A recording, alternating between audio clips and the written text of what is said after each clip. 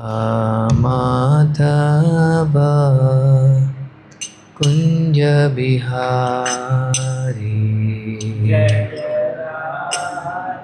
माधव कुंज बिहारी जय राधा माधव कुंज बिहारी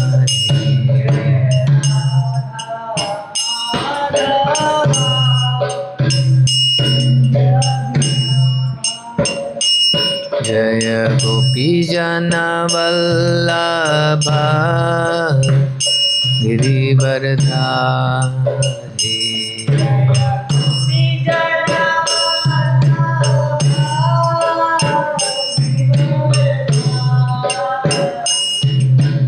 गोपी जन वल्लभ गिरिवरधारी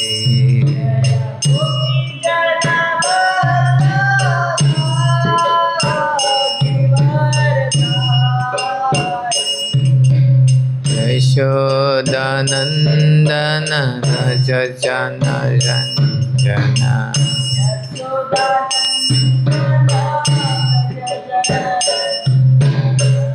यशोदानंदन व्रज जन रंजन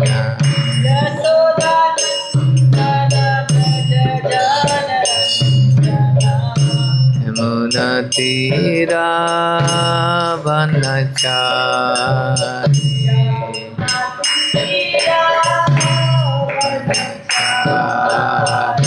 यमुना तीरा वनचारी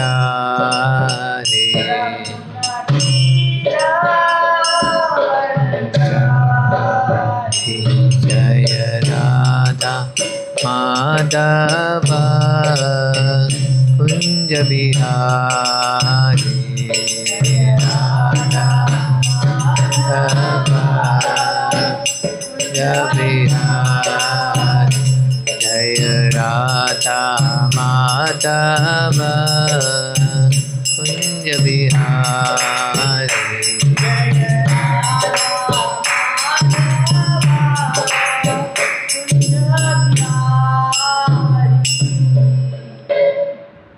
जय ओम विष्णुपाद परमहंस परिव्राजकाचार्य अष्टोत्तरशत श्री श्रीमद् अभय चरणारविंद भक्ति वेदांत स्वामी श्री प्रभुपाद की जय। अनंत कोटि वैष्णव वृंद की जय।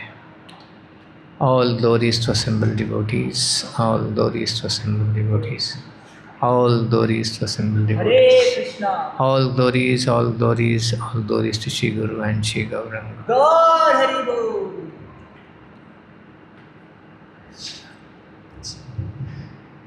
डायरेक्शन ठीक है ऐसा थोड़ा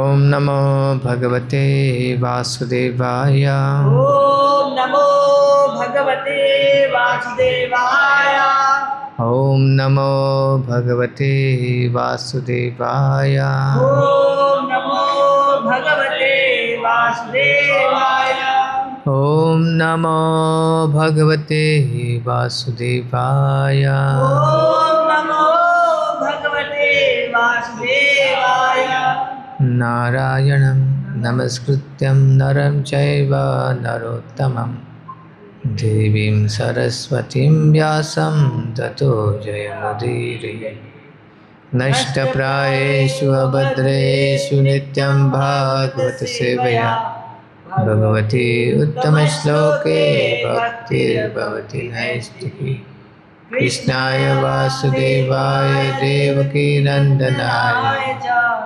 नंदगोपकुमाराय गोविंदाय नमो नमः।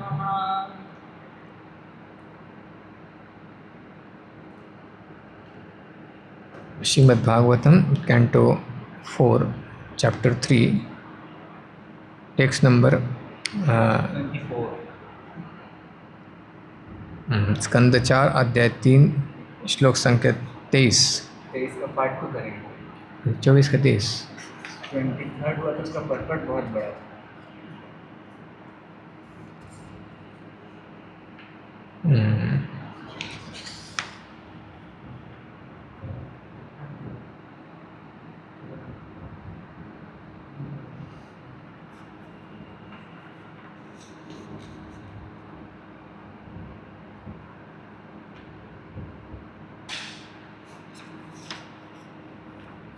24 ले लेते हैं। ठीक है।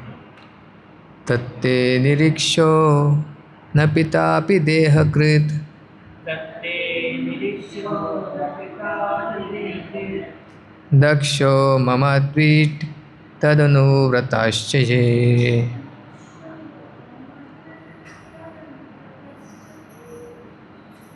यो विश्वसृग्य गतं वरो उमां यो विश्वसृज्ञागतं वरोरुमा मनागसं दुर्वचसा करोत्तिर्हा मनागसं दुर्वचसा करोत्तिरा तत्ते निरीक्षो न पितापि देहकृत तत्ते निरीक्षो न पितापि देहकृत् दक्षो ममाद्वीट् तदनुव्रताश्च ये। गच्छो ममादित्तदनुव्रताश्च ये। यो विश्वसृग्य गतं वरोरुमा यो विश्वसृज्ञागतं वरोरुमा मनागसं दुर्वचसा करोत्तिर्हा मनागसं दुर्वचसा करोत्तिरः तत्ते निरीक्षो न पितापि देहकृत् तत्ते निरीक्षो न पितापि देहकृत् दक्षो ममाद्वीट् तदनुव्रताश्च ये। दक्षो ममादित्तदनुव्रताश्च ये। यो विश्वसृग्य गतं वरोरुमा यो विश्वसृज्ञागतं वरोरुमा मनागसं दुर्वचसा करोत्तिरहा मनागसं दुर्वचसा करोत्तिरः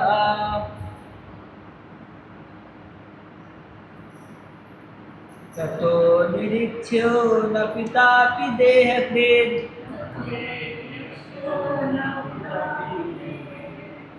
दक्षो ममादित्तदनुव्रताश्च ये।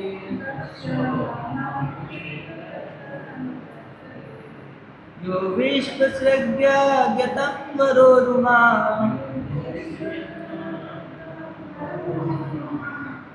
मनसा गसं दुर्वचसा करोत्तिरः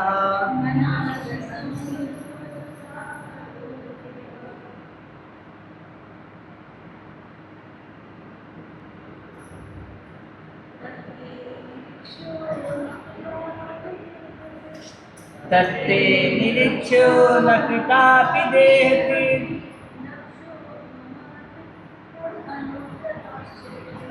दक्षो ममादित्तदनुव्रताश्च ये।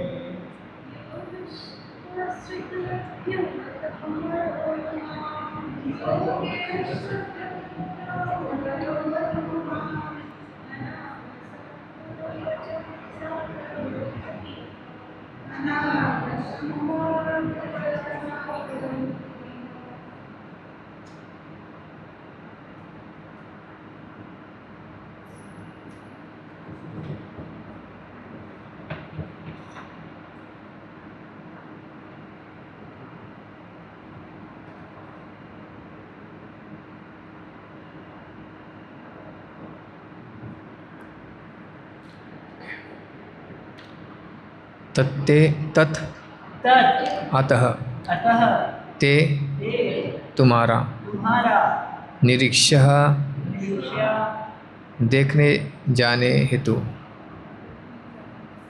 देखने जाने हेतु लेके जाते न नहीं पिता तुम्हारा पिता अपि यद्यपि देहकृत तुम्हारे शरीर का दाता दक्षः दक्ष मम मेरा मेरा द्वित द्वित ईर्ष्यालु ईर्ष्यालु तत् अनुव्रतः तत् अनुव्रतः उसके उसके दक्ष के अनुयायी दक्ष के अनुयायी च च भी भी ये ये जो जो यह या जो दक्ष जो दक्ष विश्वश्रुक विश्वश्रुकों के विश्वसत्वों के यज्ञगतम यज्ञगताम यज्ञ में उपस्थित होने से यज्ञ में उपस्थित होने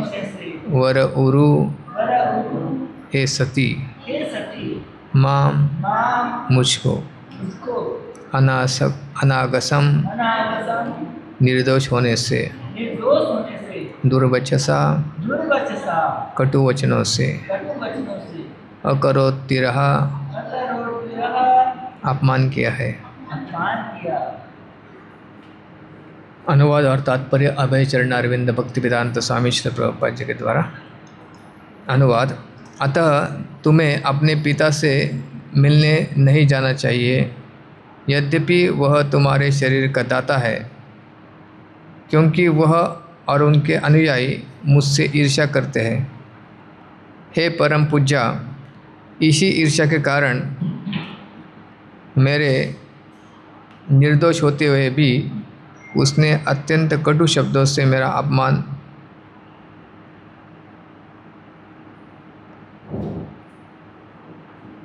किया है।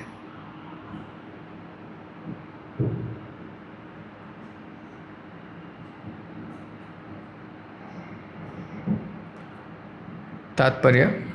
स्त्री के लिए पति तथा पिता समान रूप से पूज्य है। पति स्त्री की युवावस्था में उसकी रक्षा करता है, जबकि पिता उसके बाल्यकाल का रक्षक होता है।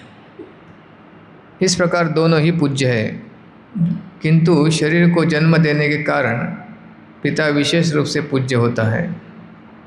शिव ने साध्वी सती को स्मरण दिलाया, निसंदेह तुम्हारे पिता मुझसे भी अधिक पूज्य है, किंतु सावधान रहना, क्योंकि यद्यपि वे तुम्हारे शरीर प्रदान करने वाले हैं, फिर भी जब तुम उन्हें मिलने जाओगी तो वे तुम्हारा शरीर भी ले सकते हैं और मुझसे संबंध होने के कारण तुम्हारा अपमान भी कर सकते हैं। किसी स्वजन द्वारा किया गया अपमान मृत्यु से भी निकृष्ट है,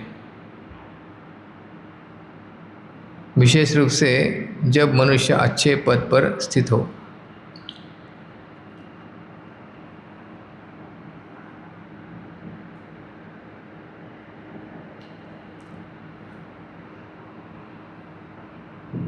ओम ज्ञानतिमिरन्धस्य ज्ञानाञ्जनशलाकया चक्षुरुन्मिलितं येन तस्मै श्रीगुरुवे नमः।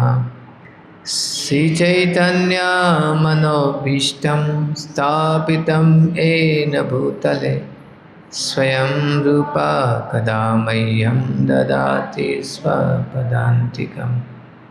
वन्देऽहं श्रीगुरु श्रीयुतः पदकमलं श्रीगुरोन् वैष्णवांश्च श्रीरूपं साग्रजातं सहगणा रघुनाथान्वितं तं सजीवं साद्वैतं सावधूतं परिजनसहितं कृष्णचैतन्यदेवं श्रीराधा कृष्णपादान् सहगणा ललिता श्रीविशाखान्वितांश्च नमो विष्णुपादाय कृष्णपृष्ठाय भूतले श्रीमते भक्तिवेदान्तस्वामिन्ति नामिने। नमस्ते सरस्वते देवे गौरवाणी प्रचारिणे निर्विशेषा शून्यवादी पाश्चात्यदेशतारिणे। नमो महावदन्याय कृष्णप्रेमप्रदायते कृष्णाय कृष्णचैतन्यनामने गौरत्विषे नमः। हे कृष्णा करुणा सिन्धु दीनबन्धु जगत्पते गोपेश गोपिकान्त राधाकान्त नमस्तुते।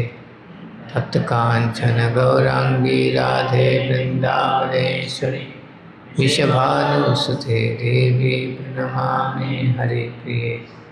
नीलाचल निवासाय नित्याय परमात्मने बलभद्र सुभद्राभ्यां जगन्नाथाय ते नमः। वञ्चाकल्पतरुभ्यश्च कृपा सिन्धुभ्यैव च पतितानां पावनेभ्यो वैष्णवेभ्यो नमो नमः। जय श्री कृष्ण चैतन्य प्रभु नित्यानंद श्री अद्वैत गदाधर शिवासादि गौर भक्तवृंद। हरे कृष्णा कृष्णा कृष्णा हरे हरे, हरे राम राम राम हरे हरे। हरे कृष्णा हरे कृष्णा।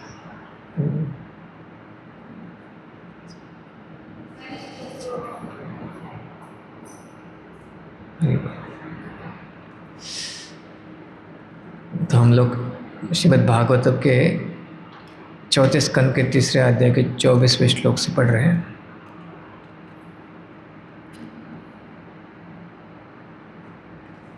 भगवान शिव सती को, अपनी पत्नी को बता रहे हैं,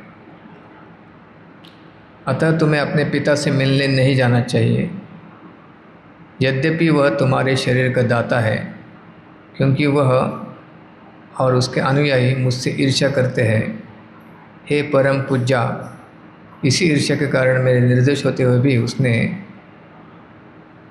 अत्यंत कटु शब्दों से मेरा अपमान किया।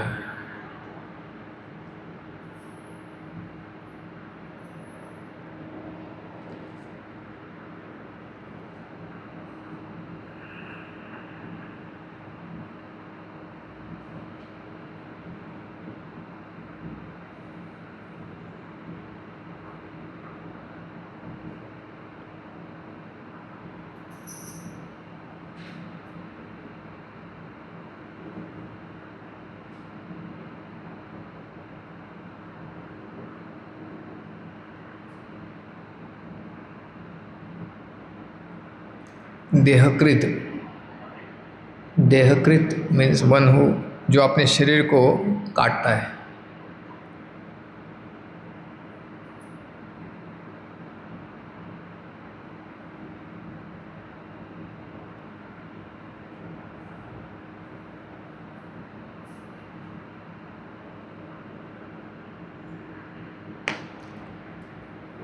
तो भगवान शिव बता रहे कि इसका दो अर्थ है। देह कृत मतलब शरीर का दाता, और कृत, देहकृत मतलब शरीर को काटने वाला भी। दक्ष प्रजापति का भविष्य में होने वाला मृत्यु का भी ये सूचक है, क्योंकि जब सती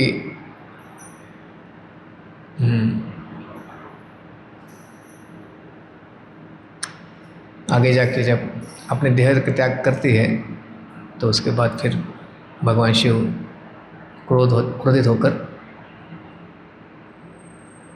एक राक्षस को पैदा करते हैं, और राक्षस जाके फिर उनको मार देते हैं, दक्ष प्रजापति को।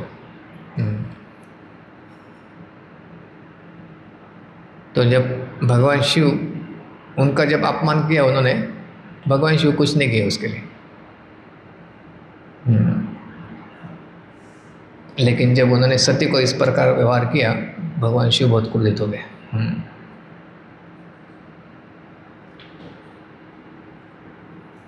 यहाँ पर श्री प्रभुपाद जी बता रहे हैं कि स्वजन द्वारा किया गया अपमान मृत्यु से भी निकृष्ट होता है। इसलिए हमारे जो निकट के मित्र होते हैं या परिवार वाले लोग होते हैं, जो भी होते हैं, हमको बहुत सतर्क रहना चाहिए उनके साथ हम जब व्यवहार करते हैं।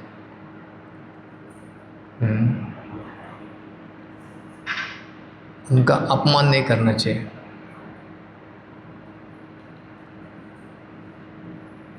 भक्तों के परिवार में, भक्तों के समाज में भी हम जब एक दूसरे के साथ जब बहुत पास में आते हैं, तो एक दूसरे के दोष तो दिखता है ज़्यादा पास में आने से।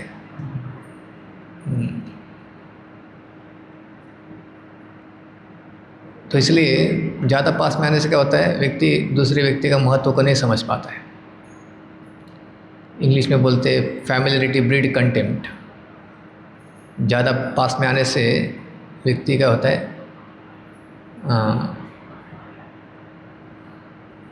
बीच में तनाव या कंटेम्प्ट को क्या बोलते हैं पता नहीं एग्जैक्टली। Familiarity beats contempt. जो ज़्यादा करीब आने से, ज़्यादा पास में से देखने से एक दूसरे के दोष देखने के कारण संबंध में बाधा निर्माण हो जाता है। तो इसलिए हमारे शास्त्रों में और आचार्यों ने वैष्णव सदाचार किस प्रकार से वैष्णव के बीच में रहना चाहिए सिखाया है हमको। तो वैष्णव सदाचार से क्या होता है कि हम दूसरे वैष्णवों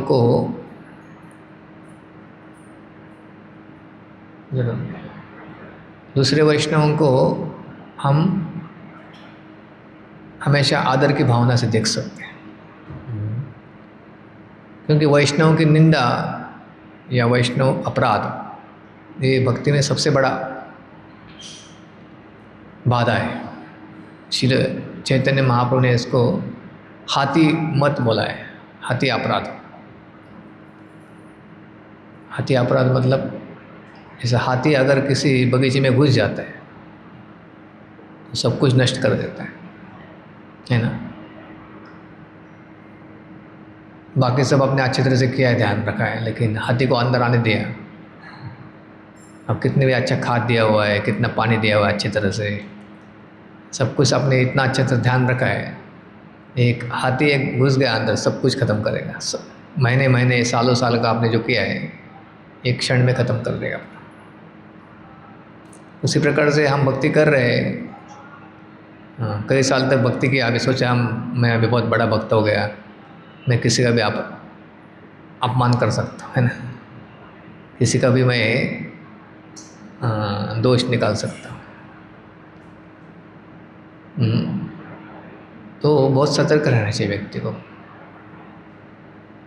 अगर हम वैष्णव के समाज में रहकर अगर ये समझते नहीं है कि किस प्रकार से वैष्णव का आदर करना चाहिए, इसलिए वैष्णव सदाचार जो है हमको गार्ड करता है गलत व्यवहार करने से।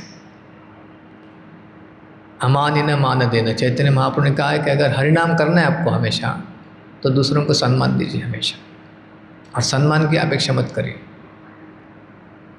ये जगत में उल्टा होता है, लोग किसी को सम्मान देते नहीं हैं, देते भी तो उससे और भारी दिखावा करते हैं, लेकिन आंतरिक रूप से हमेशा सम्मान चाहते हैं, मेरा लोग सम्मान करें।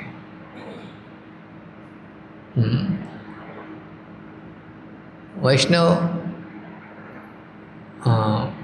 असली वैष्णव, शुद्ध वैष्णव जो होता है उसका ये जगत में सम्मान पाने की जो भूख होती है चली जाती है, उसमें कुछ उसको रुचि नहीं आता है, क्योंकि वो हमेशा भगवान का गुणगान करने में मग्न रहता है। तो स्वाभाविक रूप से वो ये भौतिक जगत में जो लोग मान सम्मान के पीछे बड़े होते हैं, उसकी इच्छा उसके अंदर नहीं रहती। वो हमेशा ही भगवान को भगवान का गुणगान और सबका सम्मान, अमानिन मान देना, ये शुद्ध स्तर की मनस्थिति होती है शुद्ध वैष्णव की, और वो इसलिए निरंतर जप कर सकता है बैठकर। जैसे माधवेंद्र पुरी पाद है, वो भौतिक लोगों के संगति से हमेशा दूर रहते थे। तो भौतिक लोगों की संगति मतलब क्या होता है, वो देते हैं पर निंदा, पर चर्चा और अपनी बढ़ाई करना, मैंने ऐसा किया, मैंने वैसा किया। अपने खुद के मान सम्मान को कैसे बढ़ाया जाए समाज में, यही देखते लोग। इसलिए लोग धन के पीछे क्यों पड़े होते हैं, और धन क्यों चाहिए। लोग मुझे ज़्यादा सम्मान करेंगे, मेरा बड़ा घर हो जाएगा, मेरे पास कार आ जाएगा, बड़ा कार आ जाएगा, मेरे पास और भी कुछ चीज़ें मैं खरीद सकता हूँ पैसे से, ताकि सम्मान बढ़ेगा। तो मान सम्मान के पीछे हर एक व्यक्ति पड़ा हुआ है भौतिक जगत में, और मान सम्मान ये बहुत धन इत्यादि आ जाता है तो फिर क्या है, ज़्यादा पढ़ाई लिखाई भी क्यों चाहते लोग, बड़ा बड़ा डिग्री प्राप्त करने के लिए। वही चीज़, पैसा, बड़ी बड़ी डिग्री से पोजीशन चाहिए, पूरा हमारा शक्ति उसी में खर्च हो रहा है। आप बोलेंगे मैं उसको प्राप्त करने से मैं सुखी हो जाऊंगा, सुखी नहीं होता है, क्योंकि गर्व आ जाता है, अहंकार आ जाता है अंदर। और अहंकार आने के कारण फिर देखता है कितना लोग मेरा सम्मान कर रहे हैं, कितना लोग सम्मान नहीं कर रहे, हाँ ये नहीं कर रहे, मेरा शत्रु है। इसी में उसका मन फंसा रहता है। असली भक्ति जो है वो कर ही नहीं पाता है। प्रभुपाद जी बोलते हैं कि जो जन्म ऐश्वर्य श्रुति शिविर, बड़े परिवार में जन्म लिया है, या बहुत उसके पास धन संपत्ति है, ऐश्वर्य है, श्रुति बहुत पढ़ा लिखा है, वैदिक संस्कृति में जिसके पास वैदिक शिक्षा पढ़ा है बहुत सारा, द्विवेदी चतुर्वेदी त्रिवेदी चतुर्वेदी सारे वेदों का अध्ययन किया हुआ है। हाँ, श्रुति मतलब बहुत कुछ अध्ययन किया है उसने। और आज के ज़माने में कोई IIT से NIT से है, बड़े बड़े इंस्टीट्यूट से, फॉरेन रिटर्न आ गए जाके, कोई अमेरिका के कोई यूनिवर्सिटी में पढ़ा लिखा है। इतना अहंकार बढ़ता रहता है इसके कारण। और फिर श्री सुंदरता, बहुत सुंदर है व्यक्ति, जैसे सुरुचि था, बहुत सुंदर था, इसलिए उत्तानपाद ज़्यादा उनको चाहते थे, है ना, इसलिए उसके अंदर भी अहंकार था। और क्या हुआ उसके कारण? वो अहंकार के कारण जब ध्रुव छोटा बच्चा 5 साल का अपने पिता के गोद में जाके बैठा, और उसका बेटा भी बैठा था उत्तम, तो सूरज ने उसको ध्रुव को अपमान किया ना। क्यों? क्योंकि वो सुंदर थी और राजा को बहुत प्रिय थी, तो अहंकार के कारण उन्हें ये छोटे बच्चे का अपमान किया। और उत्तानपाद भी कुछ नहीं बोल पाए, क्योंकि वो आसक्त थे अपनी पत्नी से, उस समय में बोल नहीं पाए कुछ, चुप बैठ गए। तो ध्रुव महाराज को कितना हृदय में गहराई से अपमान, मतलब ठेस पहुंच गया। प्रभुपाद जी बोल रहे कि स्वजन द्वारा किया गया अपमान मृत्यु से भी निकृष्ट होता है।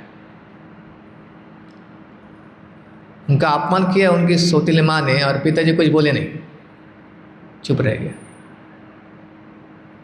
उससे क्या हो गया? बहुत ज़्यादा गहरा चोट पहुंचा। तो पिताजी कुछ बोलते थे उसको, अरे ऐसा क्यों बोल रहे हो तुम, तो ध्रुव महाराज को शायद खराब नहीं लगता था, लेकिन वो कुछ नहीं बोले। उससे और गहराई से उनको हृदय में चोट लग गया। तो श्रुति सुंदर थी, इसलिए सुंदरता, बहुत पढ़ाई लिखाई या फिर बहुत ज़्यादा धन है, इससे क्या होता है? व्यक्ति को अहंकार होने का संभावना होता है। ऐसा नहीं कि हर एक को होता है, लेकिन मैक्सिमम परसेंटेज। भौतिक जगत में इसीलिए लोग आए कि अपने प्रभुत्व को जमाने के लिए, ये प्रकृति के ऊपर प्रभुत्व जमाने के लिए। ये ऑलरेडी हमारे अंदर वो बीमारी है।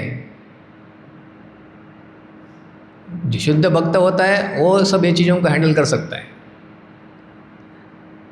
लेकिन जैसे किसी का डाइजेशन अच्छा है तो वो खा सकता है कुछ चीज़ों को अच्छी तरह से। इसका डाइजेशन ख़राब है, अगर उसको ड्राई फ्रूट्स वगैरह देंगे, अच्छे अच्छे पकवान देंगे, तो खा नहीं पाएगा, है ना। आप बोलेंगे अरे ये तो अच्छा है, इससे हेल्थ अच्छा होता है, लेकिन उसका डाइजेशन खराब है। उसी प्रकार से अगर जिसका चेतना खराब है, मन खराब है, उसको अगर बड़ी बड़ी चीज़ें देंगे, बड़ा पोजीशन देंगे या बहुत धन दे देंगे, उससे क्या होगा? वो गलत इस्तेमाल करेगा उसको। इसलिए वैदिक संस्कृति में ये सब चीज़ें को प्राप्त करने के पहले शुद्धिकरण कर दो। गुरुकुल में जाके 20 साल तक हृदय शुद्धिकरण होता था। सेवा करने की भावना, ये सब चीज़ों को कोई भोग के लिए इस्तेमाल करेगा तो फिर वो गलत अहंकार हो जाएगा, उसका बढ़ेगा। और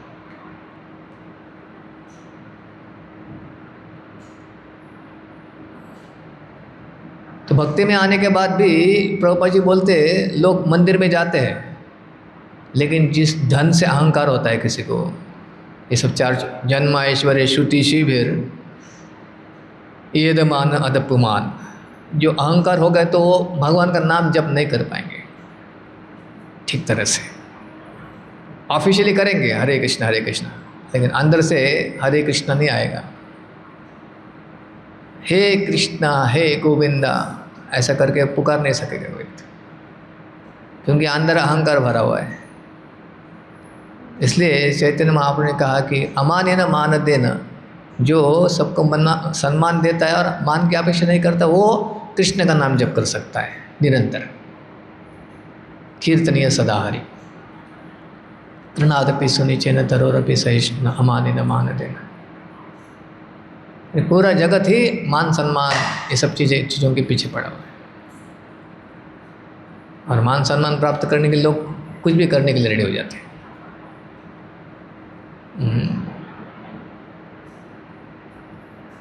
असली आनंद होता है जब हम भगवान से निस्वार्थ रूप से प्रेम करते हैं।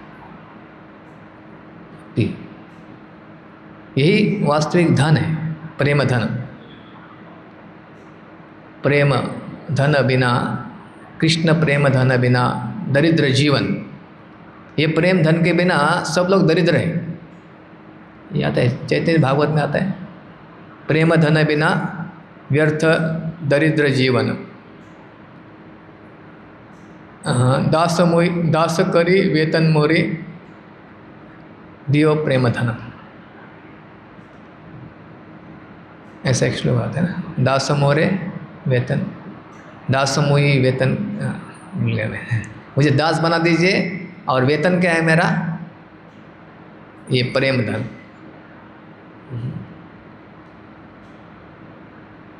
ये शिक्षा अगर हम अच्छी तरह से समझेंगे तो भक्ति बहुत सरल सिंपल हो जाए। लेकिन माया व्यक्ति को फंसा देता है। जैसे एक जीसस क्राइस्ट ने भी एक पत्र लिखा था। उस समय में एक चर्च था, मेरे पास उसका मिल गए तो मैं पढ़ सकता हूँ उसमें से। उस समय में यूरोपियन देश में जहाँ पर जीसस क्राइस्ट प्रचार करते थे, उधर लाउडिशिया लेओडिशिया कुछ तो नाम, मेरे को नाम एग्जैक्टली मुझे पता नहीं, लेकिन वो जो सिटी था, वो शहर था, वो शहर बहुत प्रसिद्ध था 3 चीज़ के लिए।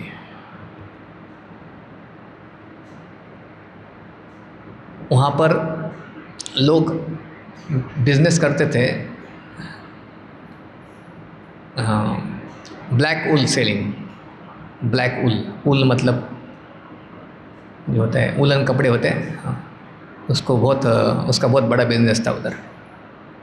काला वूल को क्या बोलते हैं, हाँ?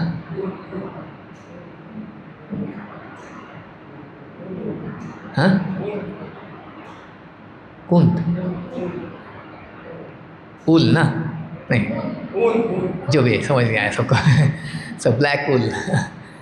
और उससे बहुत पैसा कमाते थे और इसलिए बहुत अमीर लोग थे। दूसरा चीज़ था उनके पास, उधर एक हॉस्पिटल जैसा, उस समय तो हॉस्पिटल नहीं था बोल सकते, कुछ जगह जहाँ पर वो लोग ट्रीटमेंट करते थे आँखों का। किसी का आँखों का प्रॉब्लम होता था, वहाँ पर ट्रीटमेंट होता था उनके यहाँ पर। इसलिए कहीं कहीं से जो लोग आ जाते थे आँख का ट्रीटमेंट करने के लिए। और तीसरा था वहाँ पर बहुत अलग अलग, हाँ, बैंकिंग वगैरह बहुत ज़्यादा होता था। मतलब पैसा लेना देना होता है ना किसी को, लोन देना, तो ऐसे बहुत सारे लोग, इसलिए उधर बहुत अमीर लोग रहते थे।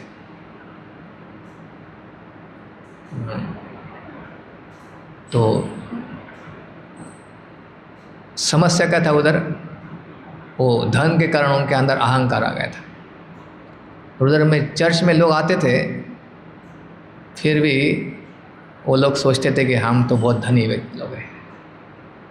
तो कभी कभी सामाजिक होता है, सब लोग जा रहे तो वो लोग जाते रहते। और कभी कभी क्या होता है कि कुछ चीज़ अगर फेमस हो जाती है तो उधर जाने से भी लोगों को थोड़ा सा, जैसे लोग बड़े बड़े क्लब नहीं जाते, लायंस क्लब, रोटरी क्लब, है ना, क्यों जाते हैं? क्योंकि सब अमीर लोग इकट्ठा होते हैं उधर, तो उधर प्रेस्टीज मिलता है। तो उससे वैसे ही लोग चर्च में जाते थे, उधर भी एक प्रेस्टीज जैसा बन गया था कि बहुत धनी लोग इकट्ठा हो रहे हैं एक जगह पर, उधर जाके चलो जाके थोड़ा सोशल गैदरिंग के लिए। और उनको लगता था कि हमको क्या भगवान की चाहिए, किसी एक ऑफिशियली जाके करते थे प्रार्थना वगैरह, लेकिन भगवान के प्रति प्रेम या भगवान के शरणागति भाव नहीं था उनके अंदर। तो इसलिए जीसस क्राइस्ट ने उनको पत्र लिखा था एक चर्च को, और पत्र बहुत फेमस है कि उसमें लिखा था उन्होंने कि अगर कोई आध्यात्मिक मार्ग में बहुत बोले, उन्होंने इनडायरेक्टली लिखा ऐसा, if you are look warm rather than hot और cold, I will spit you out. अगर आप गुनगुने हैं, गुनगुना पानी होता ना, गुनगुना बोलते ना, ज़्यादा गर्म भी नहीं ठंडा भी नहीं है, तो मैं आपको मुंह से फेंक दूंगा। गर्म पानी, गर्म कुछ चीज़ें होता है तो जैसे सूप वगैरह है तो पीने में अच्छा लगता है, या फिर ठंडा कुछ शरबत वगैरह होगा, नारियल का पानी होगा, वो भी अच्छा लगता है पीने में ना। तो ठंडा भी अच्छा होता है, गर्म भी अच्छा होता है। लेकिन अगर सूप अगर ठंडा हो जाता है, मतलब लुक वर्म हो जाए, गुनगुना हो जाता है, या फिर शरबत अगर थोड़ा गुनगुना है, थोड़ा गर्म हो जाएगा, दोनों अच्छा नहीं लगता पीने के लिए ना। तो इसलिए उन्होंने बोला अगर ठंडा है तो चलेगा, गर्म होगा तो चलेगा, लेकिन गुनगुना होगा तो नहीं चाहिए, मुंह में फेंक दूंगा मैं। फिर और भी लिखा था कि चीज़ें उसमें कि आपको लग रहा है कि आप अच्छी तरह से सजे हुए हैं, लेकिन आपको पता नहीं कि आपके शरीर के ऊपर कुछ वस्त्र नहीं है, और आपको लग रहा है कि आपकी आंखें बहुत अच्छी तरह से देख रहे हैं, आप दूसरों की आंखें ठीक कर रहे हैं, लेकिन आपको समझ में नहीं आ रहा है कि आप अंधे हैं। ऐसा करके लिखा था उन्होंने। और इसलिए उन्होंने उसका सॉल्यूशन भी दिया था क्या करना चाहिए। तो पहले ये तो क्यों बोला ऐसा, आप सोच रहे हैं आप बहुत अमीर है, लेकिन आपको समझ में आ रहा है आप कितने गरीब हैं, क्योंकि आपके पास असली धन नहीं है, ऐसा उन्होंने लिखा था। तो क्या हुआ था उस समय में, उस सिटी में 2 जगह से पानी आता था। सिटी में पानी नहीं था, पानी सब इंपोर्ट करना पड़ता था पानी। दूसरी एक बाजू के सिटी में से ठंडा पानी आता था, उधर बहुत क्या बोलते इसको, पर्वत से अलग अलग पर झरने आते थे, और झरने में बहुत ठंडा पानी रहता था, तो पाइपलाइन से इधर आता था इनके पास। और दूसरी जगह पर, दूसरी सिटी में गर्म पानी का झरना था, तो उधर से गर्म पानी आता था। तो गर्म पानी जो है हेल्थ के लिए अच्छा होता है, जब नहाएंगे वगैरह तो आपका स्किन डिसीज वगैरह चला जाता है उससे। और ठंडा पानी जो होता है वो पीने के लिए अच्छा है। लेकिन वो सिटी थोड़ा दूर था, इसलिए आते आते दोनों पानी, ठंडा पानी भी गुनगुना हो जाता था और गर्म पानी भी गुनगुना हो जाता था, इसलिए वो कुछ काम का नहीं रहता था, अच्छा नहीं लगता था वो। तो इसलिए उन्होंने ये उस समय का जो सिचुएशन बताया। तो उनका एक्चुअल मैसेज क्या था कि अगर आप आध्यात्मिक मार्ग में सीरियस है, हॉट मतलब सीरियस, तो सीरियस अगर कोई भक्त है तो नेचुरली वो आध्यात्मिक मार्ग में ऊपर उठ जाता है, उसके अंदर अच्छे अच्छे गुण प्रकट हो जाते हैं। ऐसा भक्त बहुत अच्छा है जो भक्ति का अच्छी तरह से प्रचार कर सकता है, लोगों का हृदय परिवर्तन कर सकता है। और जो ठंडा है मतलब उसके अंदर वो बहुत भौतिक जगत में घिरा हुआ है, उसके बहुत दोष है, आध्यात्मिक मार्ग में वो जस्ट आया हुआ है, लेकिन वो अभी बहुत पतित है व्यक्ति, उसके कई सारे दोष, उसने कई सारे पाप किया हुआ व्यक्ति है। तो वो ठंडा है, उसके पास आध्यात्मिक गुण अभी तक प्राप्त नहीं हुए, लेकिन उसके अंदर नम्रता है। वो देख रहा है कि मैं इतना पतित हूँ, मुझे किसी का मदद चाहिए मेरा उद्धार करने के लिए। हाँ, तो जो अच्छा वाला व्यक्ति है ऑलरेडी बहुत भक्ति करके आगे बढ़ा हुआ है, जो गर्म चीज़ के साथ तुलना किया उन्होंने, और ठंडा व्यक्ति है जो अभी तक आध्यात्मिक मार्ग में जस्ट आया हुआ है या आध्यात्मिक मार्ग पालन कर रहा है, लेकिन आप अपने आप को समझ रहे हैं मैं पतित हूँ, और भगवान से प्रार्थना करता है और अच्छी तरह से सीरियसली भक्ति करने का प्रयास कर रहा है। तो दोनों को मैं स्वीकार करता हूँ। लेकिन ये जो गुनगुना व्यक्ति है, जो आध्यात्मिक मार्ग में आया है लेकिन उसको लग नहीं रहा है कि मैं पतित हूँ, उसको लग रहा है कि मैं बहुत बड़ा भक्त हूँ। क्यों? मेरे पास धन है, मेरे को सब लोग सम्मान दे रहे, और मुझे आध्यात्मिक संस्था आने के बाद मेरे को बड़ा पोजीशन मिल गया है। या ऐसे कुछ अलग अलग प्रकार से वो सोच रहा है कि मैं अभी बड़ा भक्त बन गया हूँ, लेकिन उसको पता नहीं कि वो उसके अंदर कितना सारा दुर्गुण भरा हुआ है, जिसको निकालने के लिए वो प्रयास नहीं कर रहे हैं। वो मान सम्मान की अपेक्षा करता है, लोग मेरा सम्मान करना चाहिए, और मैं ऑलरेडी बहुत बड़ा भक्त हूँ। हाँ, इसलिए वो आध्यात्मिक मार्ग को जो पालन भी कर रहा है, केवल एक क्या बोलते हैं उसको, मैकेनिकली कर रहा है, शुद्धिकरण के लिए नहीं सोच रहे वो। हाँ, आध्यात्मिक मार्ग, आध्यात्मिक चीज़ों का पालन करते हुए उसका मन कहीं और भटक रहा है। किस में भटक रहा है? कैसे मैं और पैसा कमाऊँ, कैसे मैं और सम्मान प्राप्त करूँ, कैसे मैं और बड़ा चीज़ें इस जगत में बड़ा हो जाऊँ। वो अपने हृदय को शुद्धिकरण करने के लिए कुछ प्रयास नहीं कर रहा है। उसको लग रहा है ऑलरेडी मैं बहुत बड़ा व्यक्ति हूँ। इसको उन्होंने गुनगुना व्यक्ति बोला, ऐसे व्यक्ति को।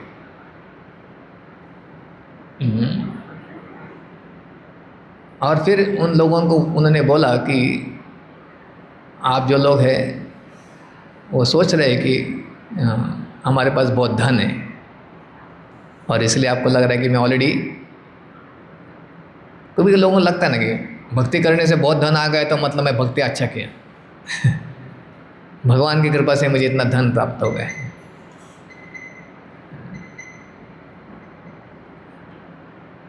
ठीक है, भगवान की कृपा से ऐसा बोलते तो अच्छा है, लेकिन वो लोग सोचते नहीं मैंने इतना पुण्य कर्म करके ये धन प्राप्त किया, मैंने अच्छे कर्म करके धन प्राप्त किया। मैं अहंकार विमूढ़ आत्मा, मैं ही करता हूँ, कर्ता हम इति मन्यते, कर्ता के कारण। जैसे दक्ष प्रजापति का स्थिति था। दक्ष प्रजापति इतने बड़े पोजीशन में क्यों चले गए? क्योंकि उन्होंने बहुत सारे यज्ञ किए थे, बहुत सारी पूजा किए थे, बहुत सारा तपस्या किया था, इसलिए उनको एक बड़ा पद प्राप्त हुआ था।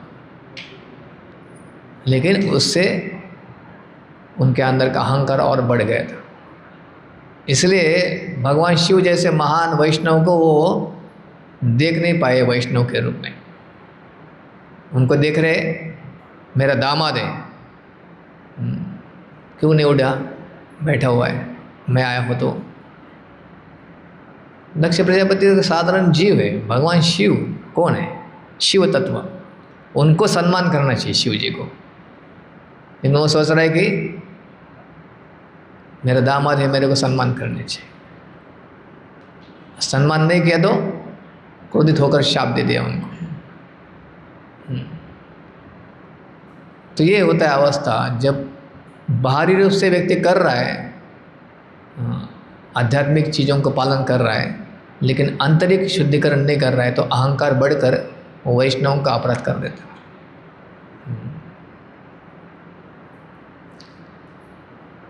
तो उन्होंने कहा कि आपको धनी होने के लिए, असली धन प्राप्त करने के लिए आपके पास सोना होना चाहिए, गोल्ड, जिसको अग्नि में डालकर परीक्षा किया गया है, ऐसा बोला उन्होंने।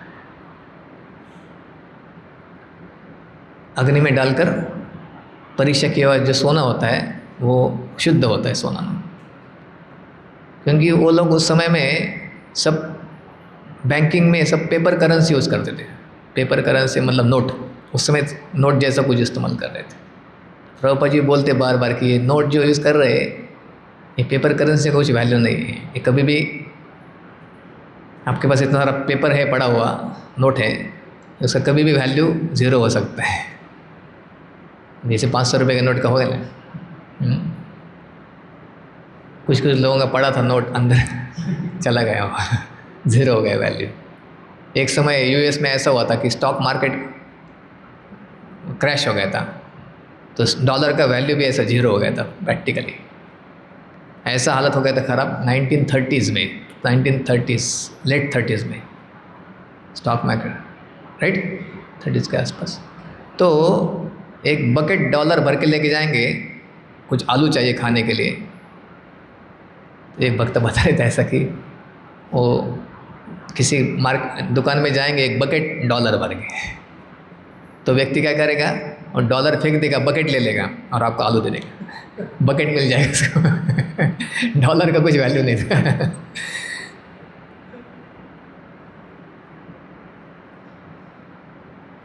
तो एनीवे, तो प्रभुपाद जी बार बार बोल रहे कि ये सब चीज़ें जो चल रहा है कि कभी भी क्रैश हो सकता है चीज़ें।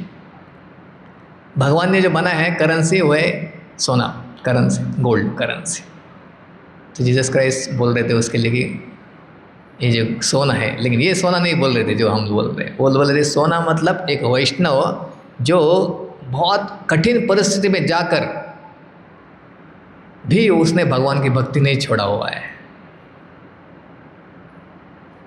उसके अंदर के सारे दुर्गुण खत्म हो गए। जैसे सोना अग्नि में डालने के बाद उसकी जो इम्प्योरिटी होता है सब खत्म हो जाता है, उसी प्रकार से अगर कोई व्यक्ति कठिन परिस्थिति में भक्ति को नहीं छोड़ता है तो उसके अच्छे अच्छे गुण प्रकट हो जाते हैं और दुर्गुण खत्म हो जाते हैं। ये उनको समझा रहे थे। तो बोले कि मैं वो धन दूंगा आपको, असली धन, अगर मेरे बातों को आप मानेंगे तो। चलिए बहुत सारी चीज़ें हम देखते हैं सिमिलर हमारे भक्ति मार्ग में जो है, इसलिए श्रील प्रभुपाद जी ने कभी कभी बोला कि जीसस इज़ आवर गुरु। लेकिन उनको और भी कुछ चीज़ें बताना था उस समय, उन्होंने यही चीज़ समझते समझते लोगों को बहुत कठिन हो गया। लेकिन अगर हम बेसिक प्रिंसिपल अगर समझेंगे, उन्होंने क्या बताया। फिर उसके बाद बोला कि उन्होंने कि आप सोच रहे आप बहुत सजे हुए, लेकिन आपके पास असली ये नहीं है पहनने के लिए। ब्लैक वुल से लेके आप सोच रहे हमने अपने आप को बहुत अच्छे से सजाया है, लेकिन इसलिए आपको सफ़ेद चीज़ें मैं आपको दूंगा। वही चीज़ बोल रहे थे कि मैं आपको सही चीज़ें आपको प्रदान करूंगा जो आपके लिए आवश्यकता है, वो मतलब या मार्ग, भगवान की तरफ जाने वाला मार्ग। और तीसरा उन्होंने बोला कि आपके पास आँखें नहीं है, आप सोच रहे हैं दूसरों की आँखें ठीक कर रहे हैं, लेकिन आप अंधे हैं कि आपके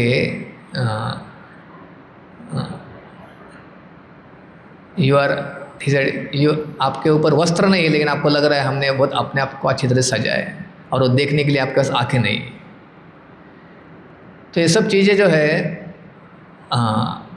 हम बोलते हैं कि ओम अज्ञानतिमिरन्धस्य ज्ञानांजनशलाकया चक्षुरुन्मीलितं येन तस्मै श्री गुरवे। गुरु महाराज ने मुझे आँखें दी, चक्षुरुन्मीलितं, मेरी आँखें खोल दी, और मुझे मैं अंधा था, मुझे आँखें दे दिया, और मुझे एक ज्ञानांजनशलाकया, मैं अंधेरे में था, मेरी आँखें नहीं थी, अंधस्य तिमिर अंधस्य, ओम अज्ञान तिमिर अंधस्य ज्ञानांजनशलाकया, अज्ञानता में था, अंधेरे में था, और आँखें नहीं थी। तीन चीज़ बोल।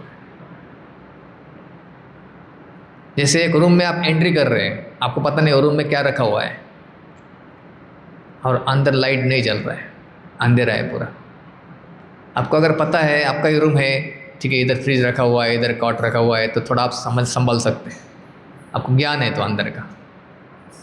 लेकिन ज्ञान भी नहीं, आप किसी नए रूम में चले गए, अंदर अंदर क्या है पता नहीं, और पूरा लाइट चला गया और आप अंधा भी व्यक्ति तो क्या हालत हो जाएगा उसका। तीन ही चीज़ें, अज्ञान है, अंधी चीज़ है, अंधेरा है और अंधा है। ओम अज्ञान तिमिर अंधस्य, तीन चीज़ें बोला गया। अज्ञानता में है, अंधेरे में है और अंधा है।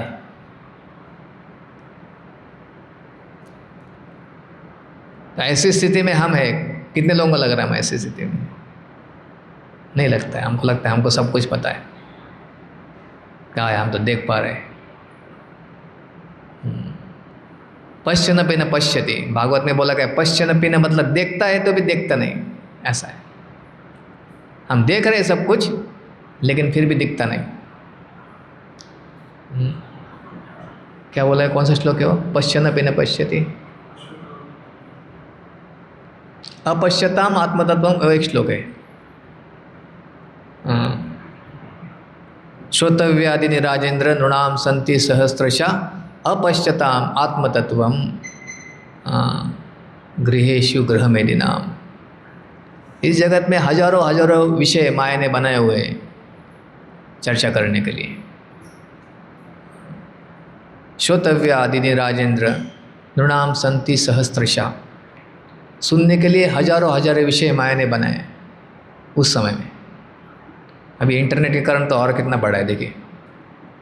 शिवदेव गोस्वामी के समय में, उस समय में कुछ नहीं था ऐसा जो आजकल है। इतना सारा मैगज़ीन वगैरह नहीं छपता था उस समय में। वो हाथ के ऊपर क्या पेपर, पत्ते के ऊपर लोग लिखते थे। एक चीज़ लिखने के लिए कई दिन लगते थे, छोटा कुछ पुस्तक लिखना है तो, है ना। हम देखते 500 साल पहले श्रीनिवास आचार्य को श्रीमद् भागवत का कॉपी चाहिए था, कितना घूमना पड़ा उसको। एक भागवत की कॉपी बनाने के लिए कई दिन या कई महीने लग जाते थे, क्योंकि वो पत्ता बनाना पड़ता था पहले, पत्ते के ऊपर फिर ब्राह्मण को बुलाकर वो लिखना पड़ता था, और इतना ध्यान से लिखना पड़ता था कि काट मार नहीं सकते, डिलीट नहीं कर सकते आप। आजकल इतना सारा इन्फॉर्मेशन आ गया है, इन्फॉर्मेशन इतना सारा भरा है। प्रभुपाद जी बोलते थे information information information, no transformation. Prabhupada ji के समय भी इतना नहीं था, अभी तो एआई के कारण वगैरह, गूगल के कारण तो इतना आ गया, इतना सारा सब चीज़ें भरा है, भरते ही जा रहा है ना। लेकिन लोगों का हृदय परिवर्तन नहीं हो रहा है। लोग देख रहे हैं चीज़ें खराब है, दारू खराब है, नशा खराब है, फिर भी लोग कर रहे हैं। इसलिए बोला गया है कि पश्चनपि न पश्यति ना, क्या श्लोक है? देहापत्य कलत्रादिषु आत्मसैन्येषु असत्स्वपि तेषां प्रमत्तनिधं पश्यनपि न पश्यति। देह अपत्य कलत्र आदिषु, इसका मतलब क्या है कि अपने देह शरीर, अपत्य मतलब बच्चे, कलत्र मतलब पत्नी या पत्नी के लिए पति, आदिषु और ये सब चीज़ें, मेरा घर, मेरा बिजनेस, ये सब चीज़ें में, हाँ, ये सब को क्या बोलते हो? मेरा सैन्य है, ये सब मेरा फौज। व्यक्ति सोचता है सब मेरा फौज है, और मैं इस भौतिक जगत में इस फौज को लेके आगे बढ़कर बहुत बड़ा नाम कमाऊंगा, ये कमाऊंगा, सोचता रहता है। आत्मसैन्येषु असत्स्वपि तेषां प्रमत्त हो जाता है व्यक्ति, पागल हो जाता है। प्रमत्त निधनम, निधनम मतलब क्या है?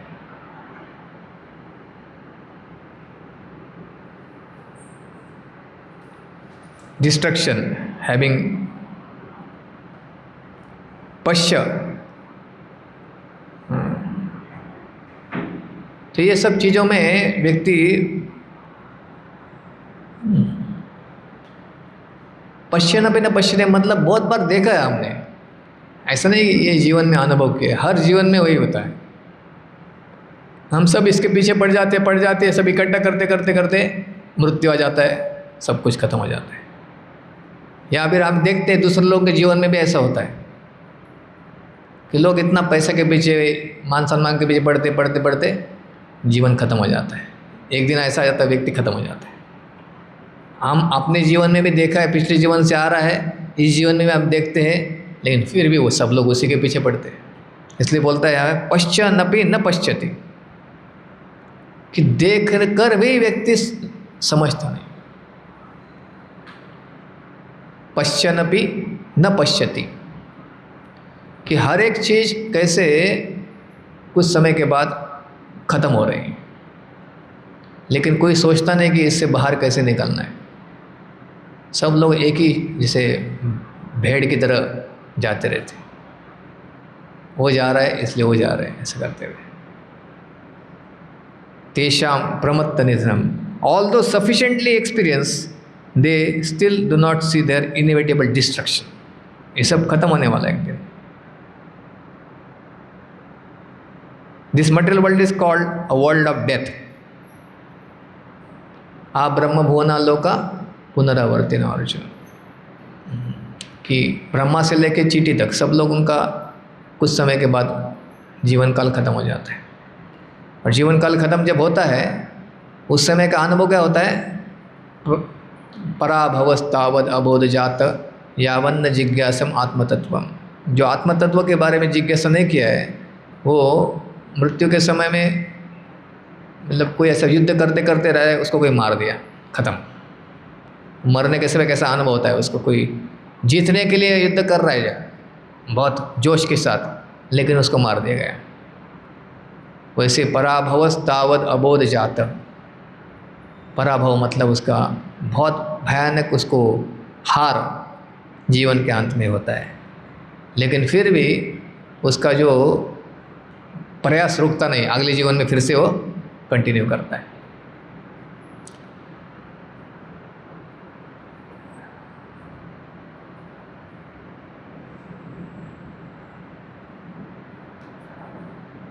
क्या चर्चा कर रहे थे उसके पहले हम? हाँ, कि असली गुण व्यक्ति के प्रकट हो जाते हैं अगर हम सिंसियरली भक्ति कर रहे हैं। जीवन में समस्या है, क्या क्या आ रहा है, लेकिन व्यक्ति भक्ति को छोड़ता नहीं। तो वैसे ऐसा जो व्यक्ति है, वो एक सोना जो अग्नि में डाला हुआ है और अग्नि में डालकर उसकी परीक्षा की गई, ऐसा सोने की तरह व्यक्ति का हृदय भी निर्मल हो जाता है। और फिर ऐसा जो व्यक्ति है, वो वास्तविक उसके अंदर कई सारे सुंदर सुंदर गुण निर्माण हो जाते हैं, और वो असली रूप से धनी व्यक्ति है, जो भगवान को अनुभव कर सकता है या करता है, जिसकी आंखें प्रेम से भरी हुई। प्रेमांजन छुरित भक्ति विलोचनेन, प्रेमांजन, प्रेम अंजन मतलब जिसके आंखों में प्रेम का अंजन है, वो सदैव संत सदैव हृदयेषु विलोकयन्ति। भगवान के प्रति शुद्ध प्रेम जागृत जो जिसके हृदय में हुआ है, वो 24 घंटा भगवान को देखता है। संत सदैव हृदयेषु विलोकयन्ति। यम श्याम सुंदरम अचिंत्य गुण स्वरूपम, श्याम सुंदर भगवान कृष्ण को वो देख पाता है 24 घंटा।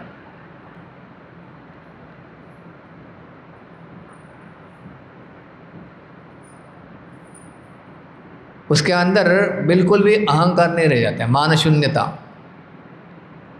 उसके अंदर तनिक भी विचार नहीं आता है ओ कितना लोग मेरा सम्मान कर रहे हैं या मुझे समाज में कुछ दिखाने के लिए कुछ करना चाहिए, नहीं। वो 24 घंटा भगवान के स्मरण में या कीर्तन में, भगवान की सेवा में उसका मन लगा होता है। अगर उसको मान सम्मान मिल जाता है, वो भी वो भगवान की कृपा देखकर उसको फिर से भगवान की सेवा में लगाता है। वो उसके पीछे नहीं पड़ता है। लेकिन ऐसे भक्त को भगवान खुद स्वयं उसका गुणगान करना चाहते हैं। जैसे प्रभुपाद जी ने संस्था चालू किया, प्रभुपाद जी ने कभी इसके पीछे नहीं थे। प्रभुपाद जी प्रभुपाद जी हमेशा कृष्ण भक्ति का प्रचार करना चाहते थे। संस्था का नाम भी उन्होंने दिया अंतर्राष्ट्रीय कृष्ण भावनामृत संघ।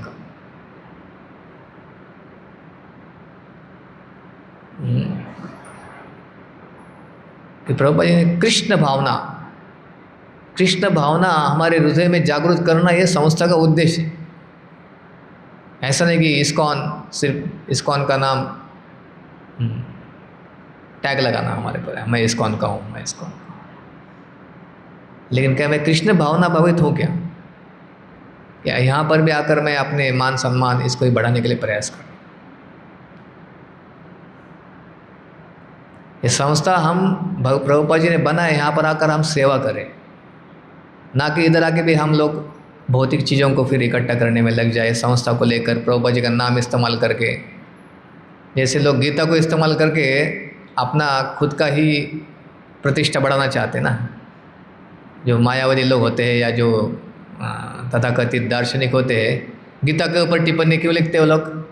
उनको पता है गीता फेमस है, अगर मैं गीता के ऊपर टिप्पणी लिखूंगा मैं भी फेमस हो जाऊंगा। इसलिए प्रभुपाद जी बहुत गुस्सा हो जाते थे उनके ऊपर। आपको अगर लिखना है तो अपना खुद का गीता लिखिए, आप भगवान की गीता के ऊपर क्यों तोड़ मोड़ देते हो उसको?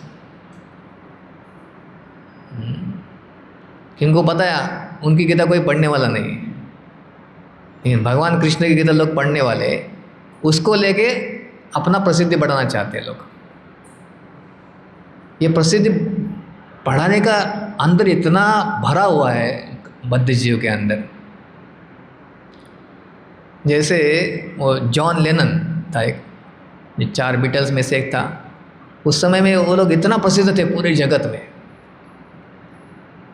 उस व्यक्ति को जिसने मारा, उनकी 40 साल की उम्र में उनको बंदूक गोली से मार दिया उन्होंने। जिस व्यक्ति ने मारा उसको पूछा गया क्यों मारा, उसने कई सारे कारण बताए। उसमें से मुख्य कारण था कि उसने बोला कि मेरे जीवन में मैं हमेशा कुछ बड़ा बनना चाहता था, लेकिन जीवन में कभी बड़ा बना नहीं। हर समय मुझे जीवन में केवल अपयश मिला। तो फिर मैंने प्लानिंग किया, अगर इस जगत के सबसे बड़ा व्यक्ति को अगर मैं मारूंगा तो फिर मेरा भी नाम हमेशा लोग याद रखेंगे।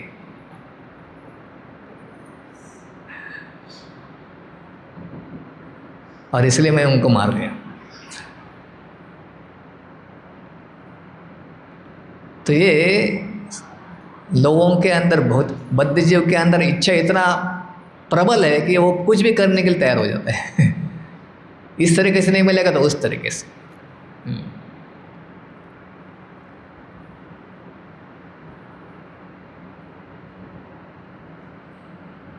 मान सम्मान, इसलिए चैतन्य महाप्रभु ने बहुत सुंदर दिया है कि अमानिन मानदिन। अगर इसका कोई पालन करता है वास्तविक रूप में तो भौतिक संसार से निकल सकता है बाहर। इसलिए हमारे आचार्यगण बोलते हैं ये लास्ट चीज़ है, सबसे बड़ा माया का जो जाल, कि मैं भगवान। वैष्णव लोगों को तो पता है मैं भगवान नहीं बन सकता, तो मैं सबसे बड़ा व्यक्ति बनूंगा, मैं सबसे बड़ा प्रचारक बनूंगा, मैं सबसे बड़ा उद्धारक बनूंगा लोगों का, सब लोगों को सब जगह पे मेरा नाम जाना चाहिए।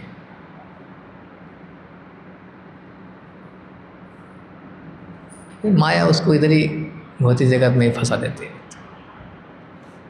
भगवान को पुकार नहीं पाएगा, भगवान के धाम में जाने की इच्छा नहीं जाएगी, इधर ही रहूँगा मैं। कोर्स प्रहलाद महाराज जैसे महान संत जो है उनके अंदर करुणा का भाव है। वो बोलते कि मैं सबको भगवान के धाम, आपके धाम भेजना चाहता हूँ। उनके अंदर करुणा है, उनके अंदर अहंकार नहीं है कुछ ऐसा। तो ये यहाँ पर भगवान शिव बता रहे हैं कि मेरे निर्दोष होने के होते हुए भी मेरा कटु शब्दों से अपमान किया। तो भगवान शिव वैष्णव होने के कारण उनको तो उससे कुछ हुआ नहीं, हुआ दर्द। हर एक व्यक्ति, भगवान भी एक व्यक्ति है, भगवान शिव भी एक व्यक्ति है। जब वराहदेव को हिरण्याक्ष बहुत कटु शब्द बोल रहा था। भागवत में आता है कि वराहदेव को भी कष्ट हुआ उससे, लेकिन उनके अंदर ईर्ष्या ने भाव नहीं था। ये फर्क होता है। हमको कष्ट होता था, अंदर ईर्ष्या भरी होती, तुरंत ईर्ष्या बाहर आती। क्यों बोला मुझे ऐसे उसने, अभी मैं दिखाता हूँ उसको। कभी कभी हम लोग दिखाते नहीं, लेकिन अंदर एक भरा रहता है। फिर कुछ मौका मिलता है तो तुरंत व्यक्ति उसका फायदा उठाता है ना। कि मेरे को ऐसा बोला था, एक दिन ऐसा किया था उसने, अभी मुझे मौका मिल गया। ईर्ष्या भाव के कारण ही व्यक्ति भौतिक जगत में फंसा रहता है। एक तो होता है कि भोग करने की इच्छा, मैं सबसे बड़ा बनना चाहता हूँ।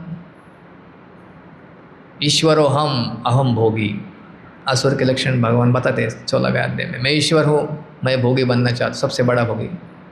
फिर ईर्ष्या, ये व्यक्ति मेरा ईर्ष्या में बाधा कर रहा है, ये मेरे को अपमान कर रहा है, ये मेरे को बाधा दे रहा है, इसको मैं मार दूंगा अभी। इसको तो मार दिया मैंने, इसको मार दूंगा।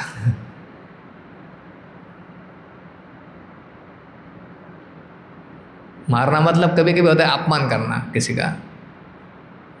मुझे कुछ बोला, मैं भी इसका अपमान करूंगा एक दिन। यहाँ पे बोला गया अपमान अगर कोई करता है, स्वजन मृत्यु से भी खराब होता है। अपने स्वजन पास वाले व्यक्ति का अगर कोई अपमान करता है तो मृत्यु से भी खराब होता है।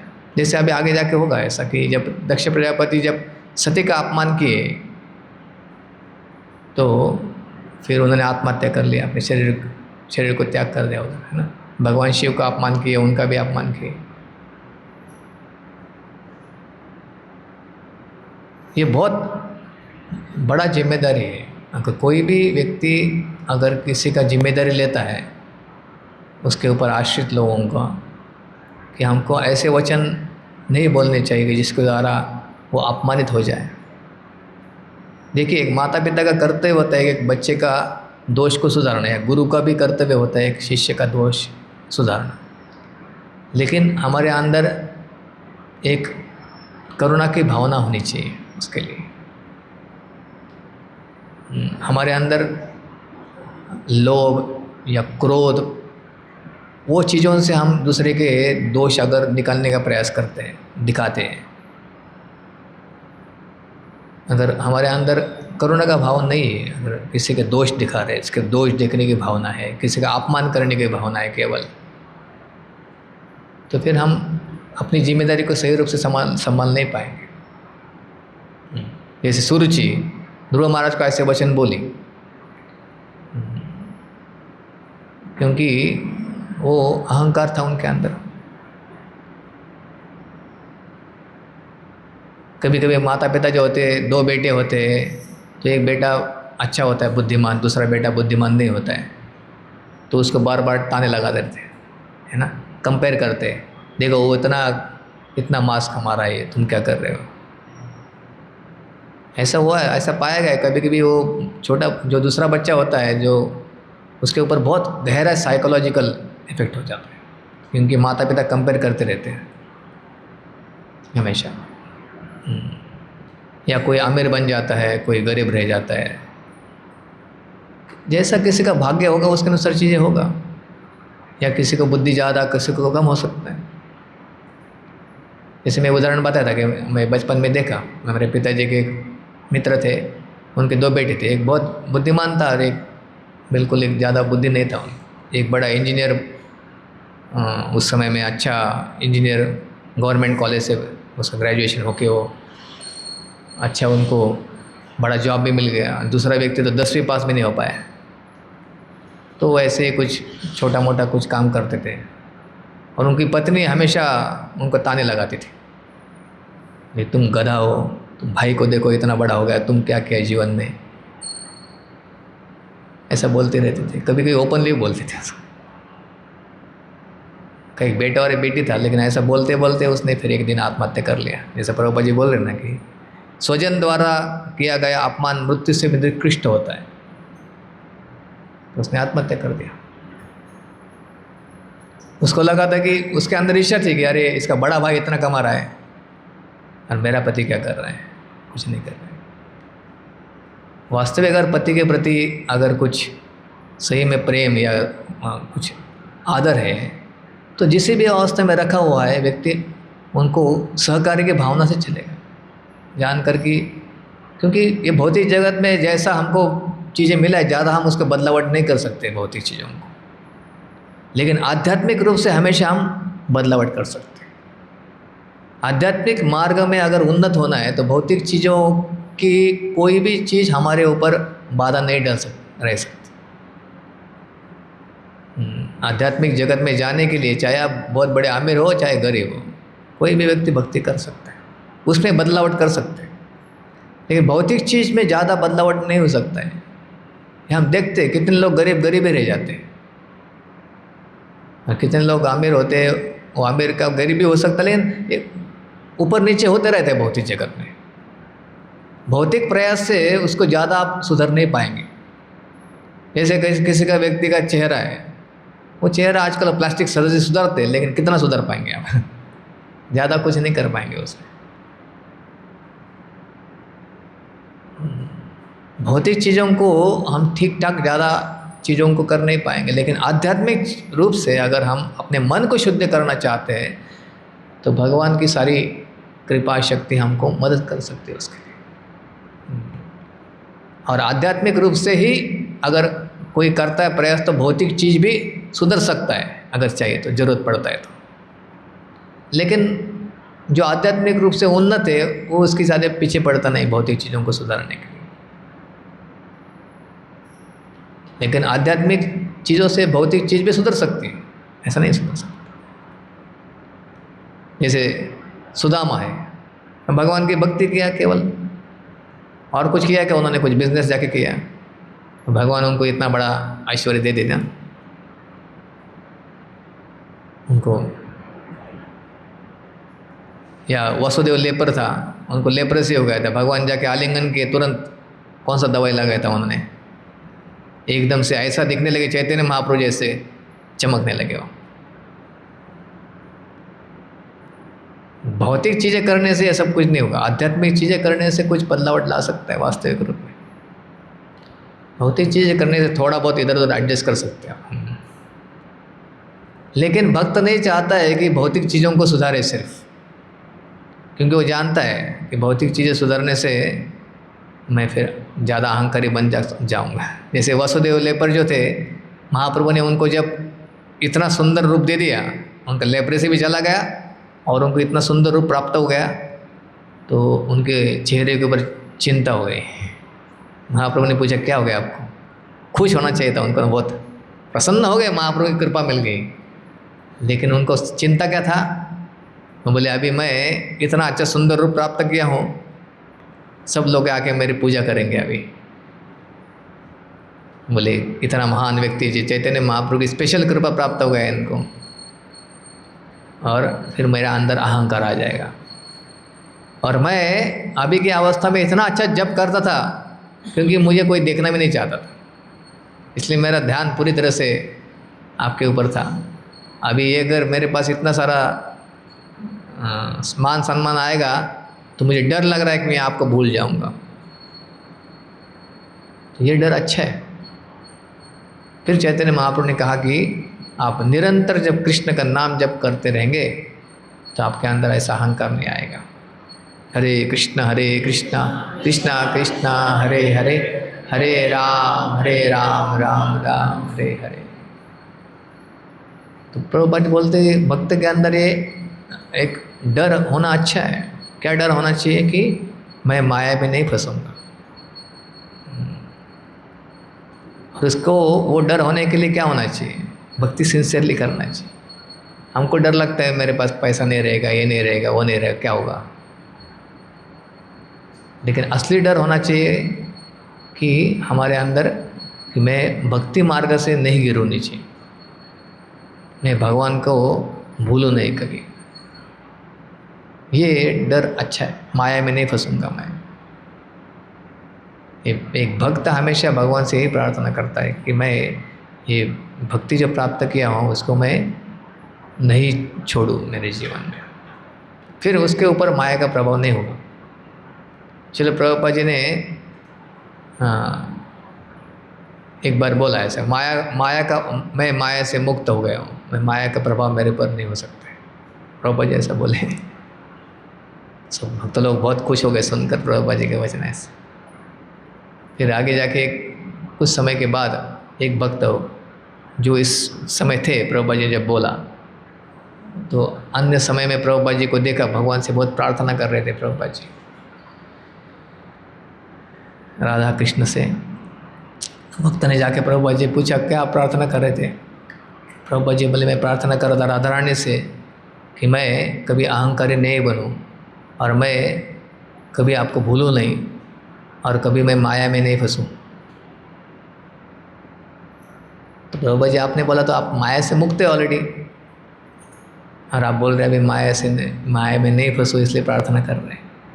प्रभुपाद जी ने बोला कि इसीलिए मैं माया से मुक्त हूँ कि मैं हमेशा प्रार्थना करता हूँ। तो प्रार्थना कौन कर सकता है ऐसा, जिसके अंदर अहंकार नहीं है, शरणागति का भाव है। ताहार प्रार्थना सुने नंद कुमार, षडंग शरणागति हई बेजहार, ताहार प्रार्थना सुने नंद कुमार।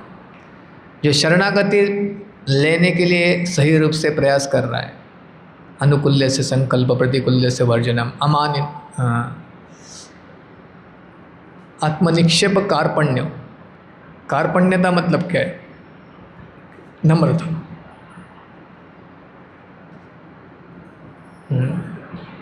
रक्षसी इति विश्वासो, भगवान मेरी जरूर रक्षा करेंगे, ये विश्वास हो।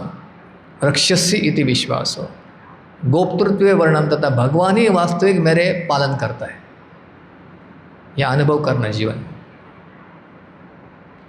भगवान मेरे पालन करता है, मेरे रक्षण करता है, और इसलिए मैं जो भक्ति में अनुकूल है उसी को मैं स्वीकार करूँगा, जो भक्ति के लिए प्रतिकूल है उसको स्वीकार नहीं करूँगा। और आत्मनिक्षेप, भगवान की पूरी तरह से शरण लेना, और कार्पण्यता, कार्पण्यता मतलब नम्रता,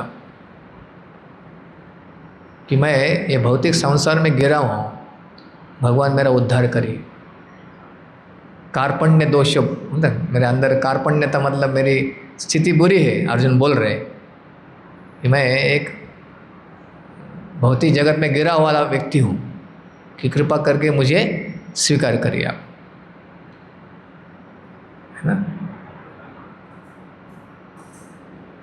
शिष्य के रूप में स्वीकार करिए, अर्जुन बोले ना भगवान को।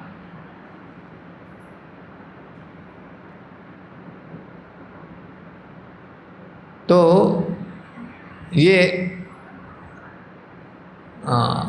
भावना अगर है हमारे हृदय के अंदर, कि व्यक्ति समझ रहा है कि मैं ये भौतिक संसार में गिरा हूँ, मेरे अंदर दोष है। कभी कभी लोग बोलते हैं मैं बहुत पतित हूँ, ऐसा बोलते हैं, लेकिन सोच करके लोग मुझे सम्मान देंगे कि मैं कितना नम्र भक्त है। भक्तिनाथ ठाकुर का एक मैं पढ़ रहा था अभी, भक्तिनाथ ठाकुर जी बोल रहे, कभी कभी लोग बोलते मैं तो बहुत पतित हूँ प्रभु जी, माता जी, लेकिन सोचते हैं अंदर से कि अभी ऐसा बोलने से लोग मुझे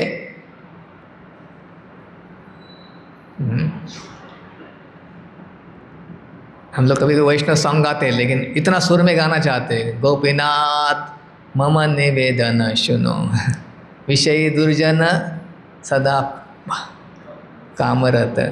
हाँ, तो गाते समय भी सोच रहे कि कितना मैं लोगों को इम्प्रेस कर पा रहा हूँ, अच्छा गा के कितना सुर में गा सकता हूँ। हाँ, इसलिए असली रूप से अगर व्यक्ति पुकार नहीं रहे कि मेरी स्थिति ऐसी है, भगवान कौन पुकार पाएगा? सिंसियर भक्त, सिंसियरिटी, प्रभुपाद हमेशा बोलते कि एक व्यक्ति को सिंसियर बनना चाहिए। कुछ भी चीज़ हम उसको माया, उसको भौतिक चीज़ को, आध्यात्मिक चीज़ को भौतिक बना देती है। कि व्यक्ति सोचता है कि मैं बहुत नम्र हूँ, लेकिन मैं बहुत नम्र हूँ, उससे अहंकार हो जाता है। नम्र व्यक्ति को सोचना नहीं पड़ता ऐसा, नम्र व्यक्ति को लगता है अंदर से मैं वास्तविक गिरा हुआ हूँ, भगवान ही मेरा सहारा है। लेकिन आजकल ये सब फिल्मी दुनिया, सब दिखाने वाली दुनिया जो इतना भरा हुआ है, यूट्यूब, व्हाट्सएप, सब जगह पर लोग अपना पूरा, वही माया को पता है कि क्या भौतिक बद्ध जीव का क्या बीमारी है और वो बीमारी को ठीक करने के बदले में उसी में लोग भोग करने के लिए और प्रयास कर रहे हैं। कैसे मैं और मेरा प्रसिद्धि बढ़ाऊं, बहुत ट्रिकी है। जो वास्तविक व्यक्ति नम्र है, वास्तविक मतलब जिसके अंदर भगवान के प्रति श्रद्धा और प्रेम है, वो व्यक्ति इसको हैंडल कर सकता है ये चीज़ों को प्रॉपरली। लेकिन हम इसके पीछे पड़ जाएंगे कि मैं सोचेंगे कि मैं इसको कृष्ण भक्ति के लिए इस्तेमाल कर रहा हूँ, मैं प्रचार के लिए इस्तेमाल कर रहा हूँ। लेकिन किसका प्रचार? कृष्ण का प्रचार या मेरा प्रचार? तो अंदर झांक के व्यक्ति को देखना चाहिए। We have to see ourselves inside. अगर वास्तविक हम कृष्ण के लिए इस्तेमाल कर रहे हैं तो परवाह नहीं करेगा व्यक्ति क्या मेरे जीवन में समस्या आता है भगवान की भक्ति करते समय, और स्वाभाविक रूप से विरक्ति भी आ जाएगी। विरक्ति मतलब क्या? ये सब चीज़ों में अच्छा नहीं लगेगा कि भौतिकवादी लोग जिसके पीछे पड़े हुए हैं वो चीज़ें अच्छा नहीं लगेगी स्वाभाविक रूप से। रहने में सरलता, खाने में सरलता, बोलने में सरलता, ये सब चीज़ें स्वाभाविक रूप से आएगी। आपको देखना चाहिए, अगर मेरा बीमारी ठीक हो रहा है, मेरा टेम्परेचर कम हो रहा है, समझ में आएगा ना अंदर से। स्वास्थ्य अच्छा हो रहा है, किसी का डाइजेशन अच्छा हो रहा है, नींद अच्छा आ रहा है, बुखार नहीं हो रहा है, सब भौतिक स्वास्थ्य दिखाई देता है ना। लेकिन जब हम अंधा हो जाते हैं, हम लोग फंस जाते हैं तो समझ में नहीं आता है। पूरा दुनिया ऐसे चल रहा है तो हम लोग से सही चीज़ चल रही है। इसलिए भक्ति करना भौतिक जगत में समस्या क्या है? क्योंकि सब लोग चल रहे हैं एक डायरेक्शन में। अब जब भक्ति करेंगे तो आप देखिएगा अलग डायरेक्शन में जाना है आप। और हम लोग चाहते हैं पब्लिक के साथ हम भी चलें, पब्लिक हमारे साथ में चले या हम पब्लिक के साथ चलें। इसलिए प्रभुपाद जी कितनी जगह बोलते कि कीर्तन मत करिए दूसरों को इम्प्रेस करने के लिए, कीर्तन करिए भगवान को प्रसन्न करने के लिए। जो इससे प्रभावित हो जाएंगे, अगर आप अच्छी तरह से कीर्तन कर रहे तो लोग प्रभावित हो जाएंगे स्वाभाविक रूप से। आप सोचेंगे मैं दूसरों को इम्प्रेस करने जा रहा हूँ और सोचेंगे इससे प्रचार कर रहा हूँ मैं, तो फिर हम उसमें फंस जाते हैं। तो इसलिए जन्म सार्थक करी कर परोपकार, हमारी साधना अच्छी करनी चाहिए। साधना में के समय में हम देख रहे कि वही हमारा प्लानिंग चल रहा है, देखना चाहिए ना कि मैं जप कर रहा हूँ या दूसरा कुछ चिंतन चल रहा है। जप के समय में ज़्यादा जप में एक्चुअली समझ में आता है बहुत सारी चीज़ें कि हमारा क्या वास्तविक ध्यान चल रहा है, कि हम जप कर रहे समय जब अच्छी तरह से कर रहे तो बाकी चीज़ों ध्यान जप में ज़्यादा आने नहीं चाहिए, या आ रही तो भी हम लोग उसके ऊपर उसके साथ स्ट्रगल करने के लिए प्रयास जो है कि मैं नहीं सुनना चाहता हूँ, मैं नहीं सोचना चाहता हूँ ये सब चीज़ों के बारे में। अभी वो प्रयास अगर नहीं चल रहा है तो क्या होता है, फिर दो चीज़ें होती है। एक तो है कि पूरा हमारा मन उधर ही चल जाता है और फिर समझ में आता है एक माला 16 माला ख़त्म होने के बाद पता नहीं सुना कि नहीं जब, या फिर ज़्यादा हो रहा है तो व्यक्ति सो जाता है। बहुत ज़्यादा विचार चल रहा है तो रुचि नहीं आता है तो व्यक्ति सो जाता है। दो चीज़ें हो जाता है जब में। लेकिन अगर श्रील प्रभुपाद जी बोलते हैं अगर जब अच्छा करता है व्यक्ति तो उसके अंदर भगवान की सेवा करने की भावना जागृत होती है कि मैं भगवान को आनंद देना चाहता हूँ। अगर हमने जब अच्छी तरह से किया तो ये स्वाभाविक रूप से एक भगवान को आनंद देने की भावना जागृत हो जाएगी। कुछ भी सेवा हो जिससे मैं कैसे कृष्ण को आनंद दे सकता हूँ। और ऐसी भावना जब जागृत हो जाती है और हम सेवा अच्छी तरह से करते हैं तो उससे भगवान प्रसन्न हो जाते हैं, वो सेवा से। ये भक्त जो है इसके अंदर और कुछ इच्छा नहीं, केवल मुझे आनंद देना चाहता है। चाहे वो केवल सिर्फ एक फूल भी अर्पण कर रहा है, भगवान उसको बहुत आनंद के साथ स्वीकार करते हैं। ऐसे व्यक्ति की सिंपल सेवा भगवान के लिए, ऐसी जो भक्त की सिंपल सेवा जो होती है, ये जगत के बड़े बड़े कार्य से भी कीमती होती है। भक्ति सिद्धांत ठाकुर बोलते थे कि अगर एक पुजारी एक कृष्ण को कुछ प्रेम से अर्पण कर रहा है, सिंपल चीज़, घंटी बजा रहा है और भगवान को अर्पण कर रहा है, ऐसा जो सिंपल कार्य जो भगवान को अर्पण करने का करोड़ों करोड़ लोगों को खाना खिलाने से भी ऊंचा है। भक्ति सिद्धांत ठाकुर बोलते हैं ऐसे कि जहाँ पर व्यक्ति सोच रहा है मैं इतने लोगों को खाना खिला रहा हूँ, और भक्त बोल रहा है भगवान मैं तो इतना पतित हूँ, कृपा करके उसको स्वीकार करिए, मेरे पास यही चीज़ आपको अर्पण करने के लिए। भगवान की आंखों में ये भक्त जो है उनका जो भक्त भगवान के लिए बहुत प्रिय है ऐसे। और ऐसे जो लोग कर रहे भौतिक जगत में भगवान को कुछ लेना देना नहीं उसके लिए, अरे मेरी संपत्ति लेके आप कर रहे हो और बोल रहे कि मैंने कर दिया भगवान के लिए कुछ लेना देना है ऐसे लोगों के लिए। भगवान कितना सारा कुछ चीज़ निर्माण करते हैं इस जगत में, है ना, और फिर भी लोग यहाँ पर भगवान को नहीं मानते।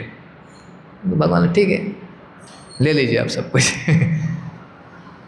लेकिन अगर प्रेम से कुछ अर्पण करता है छोटी भी चीज़, तो भगवान के लिए वो बहुत महत्वपूर्ण हो जाते हैं कि मेरे भक्त ने अर्पण किया। इसलिए भगवान बोलते पत्रम पुष्पम फलम तोयम यो में भक्त्या प्रयच्छति तदहम भक्त्योपरतम अश्नामि प्रयतात्मना। तदहम भक्त्योपरतम, 2 बार भक्ति शब्द इस्तेमाल किए। और बल्ले विद्याभूषण बोलते, चक्रवर्ती ठाकुर या बल्ले विद्याभूषण, भगवान बोलते हैं इस श्लोक में कि अगर कोई भक्ति से करता है कुछ चीज़ें मुझे अर्पण, मतलब ऐसा नहीं किसने बोला भोग लगाओ, अरे क्या करो दूसरा कोई मिला नहीं क्या, वैसा नहीं। चक्रवर्ती ठाकुर लिखते हैं ऐसा कि किसने बोलने के कारण नहीं, खुद उसको अंदर से लगता है कि मुझे ये भगवान को देना चाहिए। कभी कभी भक्त लोग बोलते हैं कि भोग लगने से तो कर्म चला जाएगा, तो चलो जैसे हम ओवन में ट्रे डालते और निकालते हैं वैसे भगवान के अंदर प्लेट डाल के निकालना है, वैसा नहीं। भगवान उसको स्वीकार करे, ये भावना से जब कोई अर्पण करता है कि भगवान को आनंद देने के लिए भक्ति उपरतम अश्नामी, मैं खा लेता हूँ फिर उसको। तो बलदेव विद्याभूषण का कमेंट्री में लिखते हैं ऐसा हो कि केवल कोई बोल रहा है इसलिए नहीं, उसको स्वेच्छा से अंदर से लग रहा है कि मुझे देना चाहिए भगवान को। ये भावना से अगर कोई अर्पण करता है, इसलिए भगवान इसमें 2 बार भक्ति शब्द इस्तेमाल करते हैं। यो में भक्त्या प्रयच्छति तदहम भक्ति उपरतम अश्नामि प्रयतात्मना।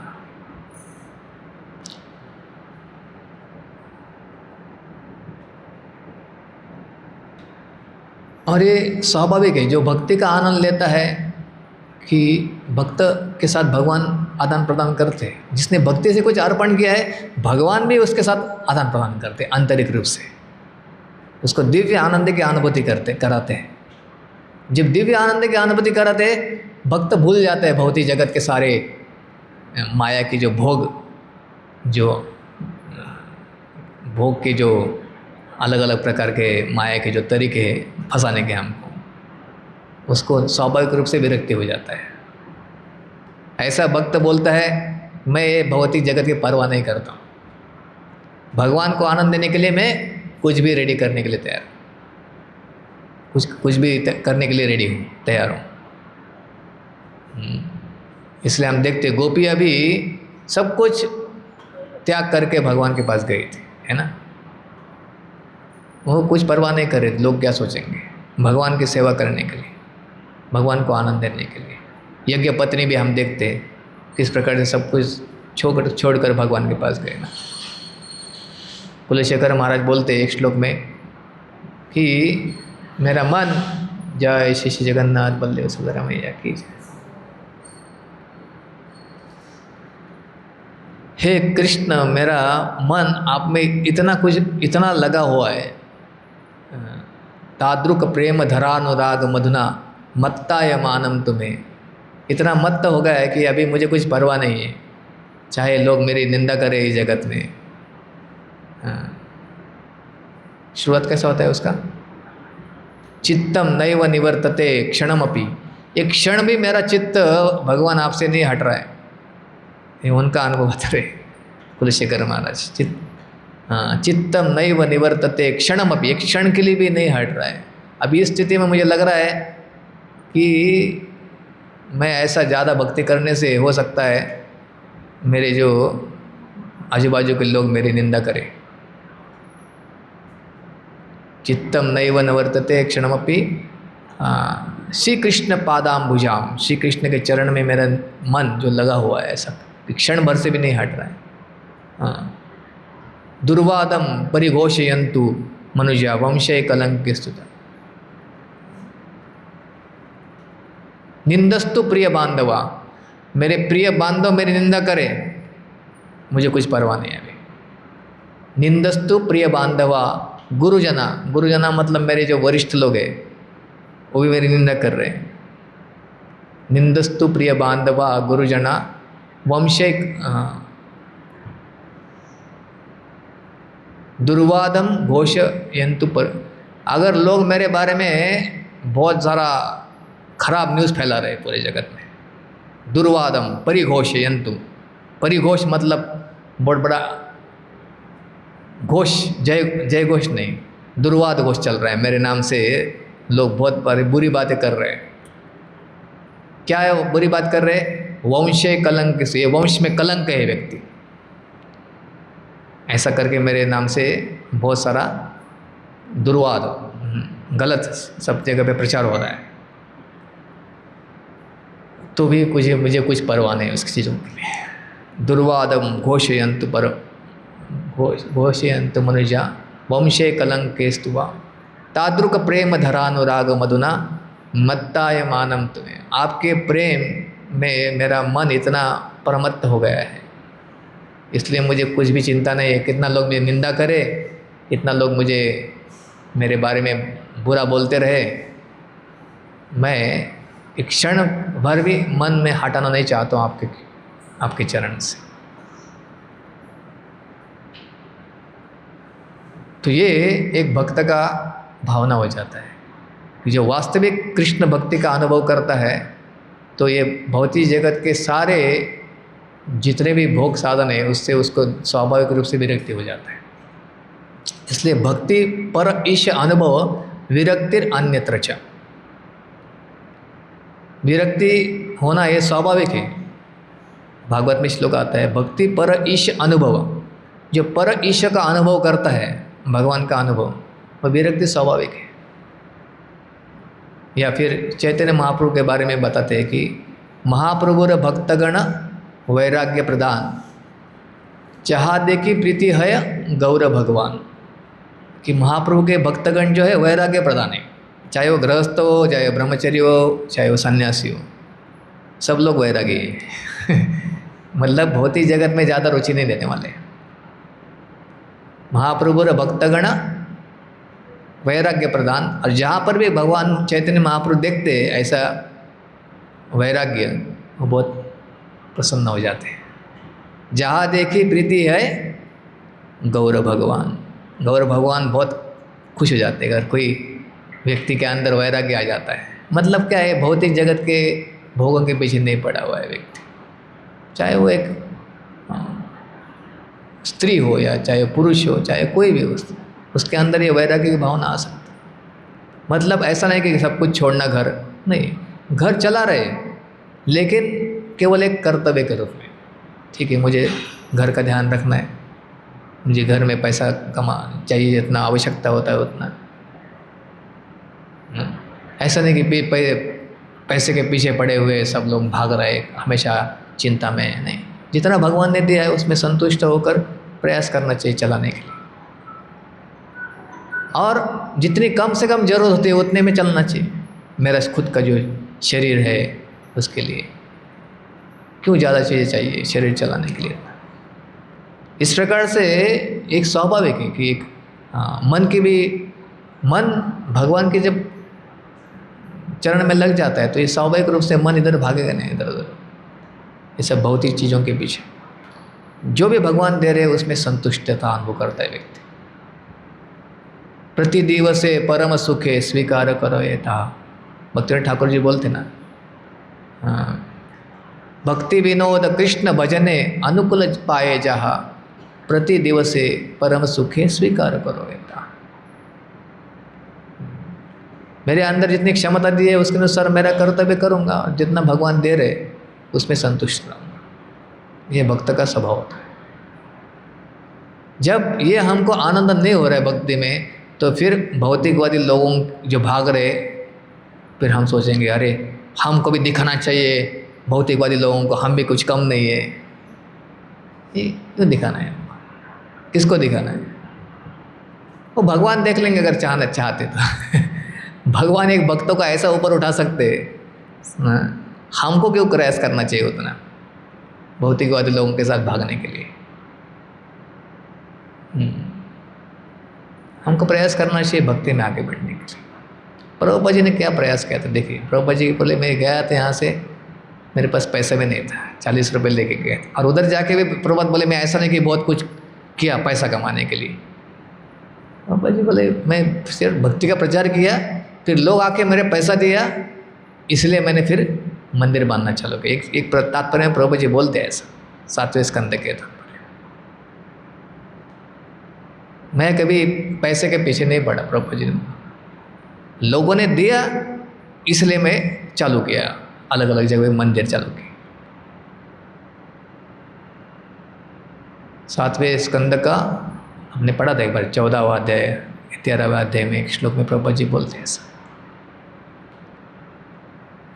हमको कृष्ण को दिखाना चाहिए कि हम आपके पास आना चाहते हो वापस, भगवान मैं आपके पास आना चाहता हूँ। प्रभुपाद बोले अगर कोई भी आपका संदेश नहीं सुन रहा है, हमारा संदेश बोल पर हम अगर हमारा बात कोई नहीं सुन रहे, हम लोग ऐसे ही बोलते रहेंगे कृष्ण का संदेश गाते रहेंगे, कृष्ण सुनेंगे कि ये भक्त बहुत अच्छी तरह से मेरे गुणगान करना चाहता है और प्रसन्न हो जाएंगे कृष्ण। ये होता है मूड। भक्तिसार ठाकुर बोलते थे अगर कोई भी नहीं है तो 4 भीतर क्या दीवार सुनेंगे आपका बोलना लेकिन आप बोलते रहिए कृष्ण के बारे में।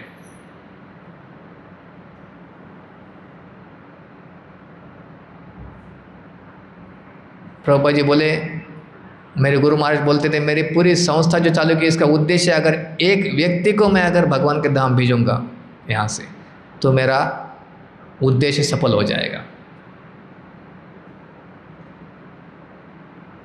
और प्रभुपाद जी बोले मैंने भी इसलिए संस्था चालू किया, अगर मैं एक भक्त को अगर भेज पाऊंगा यहाँ से भगवान के धाम, इतना आसान नहीं है but at the same time इतना सरल भी है। आसान क्यों नहीं है? क्योंकि भौतिक जगत बहुत कठिन जटिल है इसलिए आसान नहीं है। तो भक्ति बहुत सरल सिंपल है, हम इसको कठिन कर देते क्यों? क्योंकि हम भौतिकवादी लोगों के साथ जो हमारा संपर्क है वो इसको कठिन कर देता है। ये तो भक्ति करने के लिए कुछ बड़ा कुछ योग्यता आवश्यकता नहीं है, रादर वो ज़्यादा योग्यता बाधा बन जाता है। कुंती महारानी बोल रहे हैं जन्मा ऐश्वर्य श्रुति शिभिर यदमान अदपुमान नैवारत्य विधाम तो वै तुम अकिंचन गोचरे। जिसके पास ज़्यादा धन है, जिसके पास ज़्यादा पढ़ाई लिखाई है, जिसके पास बहुत सौंदर्य है, जिसके पास और क्या है बड़ा जन्म है, वो बाधा बन सकता है। अगर व्यक्ति के अंदर नम्रता नहीं है, भक्ति जागृत नहीं हुआ तब बाधा बन सकता है। हरि बोल। श्रील प्रभुपाद की इच्छा है। किसी को कुछ प्रश्न है तो पूछ सकते हैं।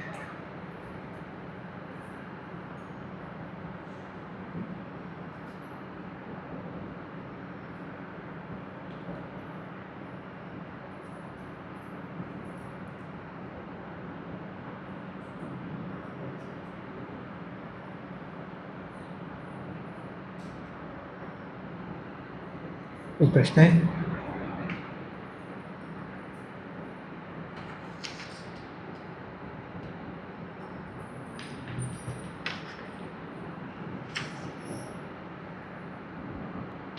ये लास्ट के वचन बोले उन्होंने भगवान शिव। अगला श्लोक भी हम पढ़ सकते हैं इसका अनुवाद, क्योंकि उसमें तात्पर्य नहीं है।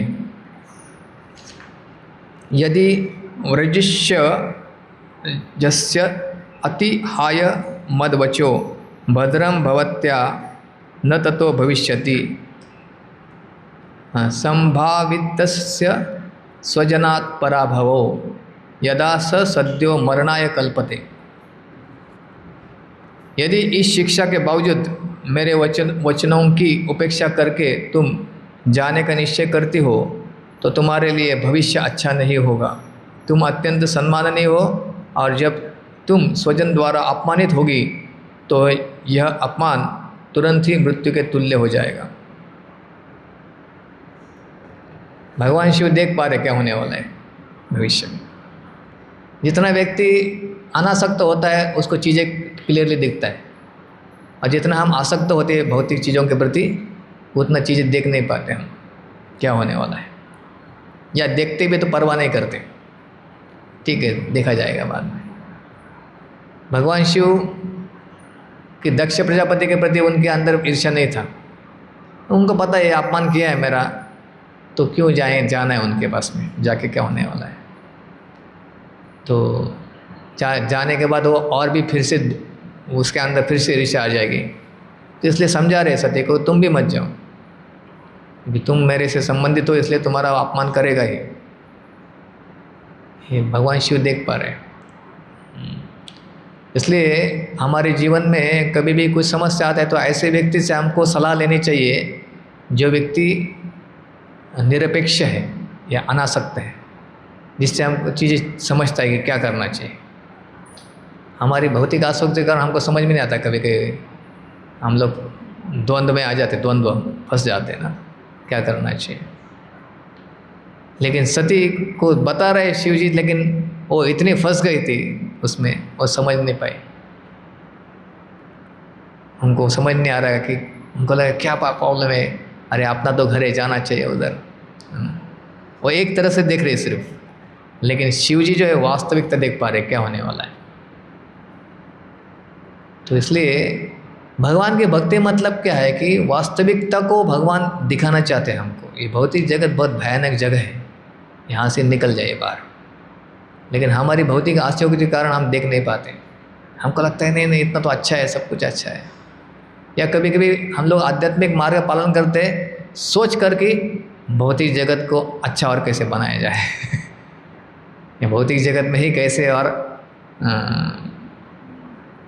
भगवान कैसे मुझे भौतिक चीज़ों में मदद करे, मेरा भौतिक जीवन कैसे अच्छा बन जाए। मतलब आध्यात्मिक जीवन इस्तेमाल करता है व्यक्ति भौतिक जीवन को अच्छा करने के लिए। यही समस्या होता है बहुत बार।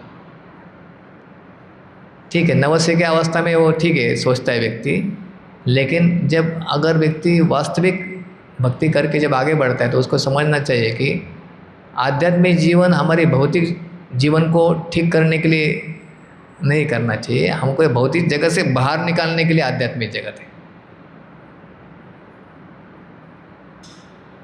To make our material life better. Material life भौतिक जगत कभी अच्छा नहीं होने वाला है। भौतिक जगत में अगर फंसेंगे तो कष्ट होगा ही। इसलिए तो एक अपराध बोलते ना कि विषयासक्ति बनाए रखना। हरिनाम की इतनी आगाध महिमा सुनने पर भी विश्वास नहीं होना, क्या नवाद अपराध क्या है?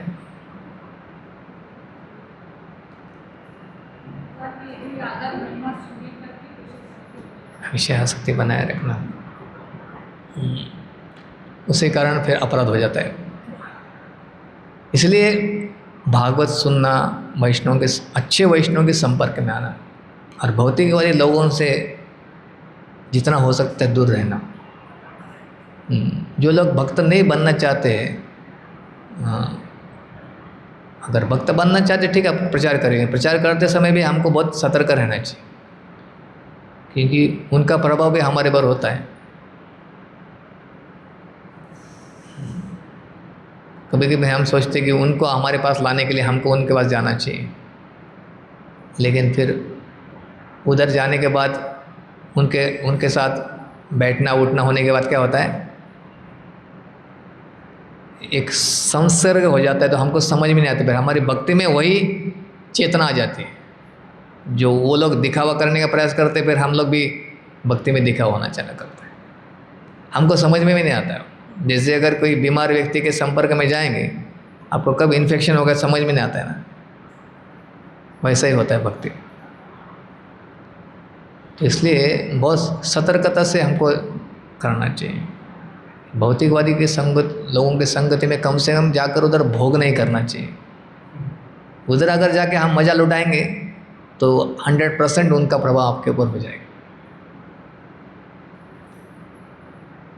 जितना हम भौतिकवादी लोगों के संगति में भौतिक आनंद लूटते हैं या आध्यात्मिक नाम से भौतिक आनंद लूटते हैं जो भी, उतना प्रभाव हो गए। भक्ति ठाकुर बोल, संगति मतलब वो है, संगति मतलब भौतिक लोवादी लोगों की संगति में जाकर आनंद उठाना।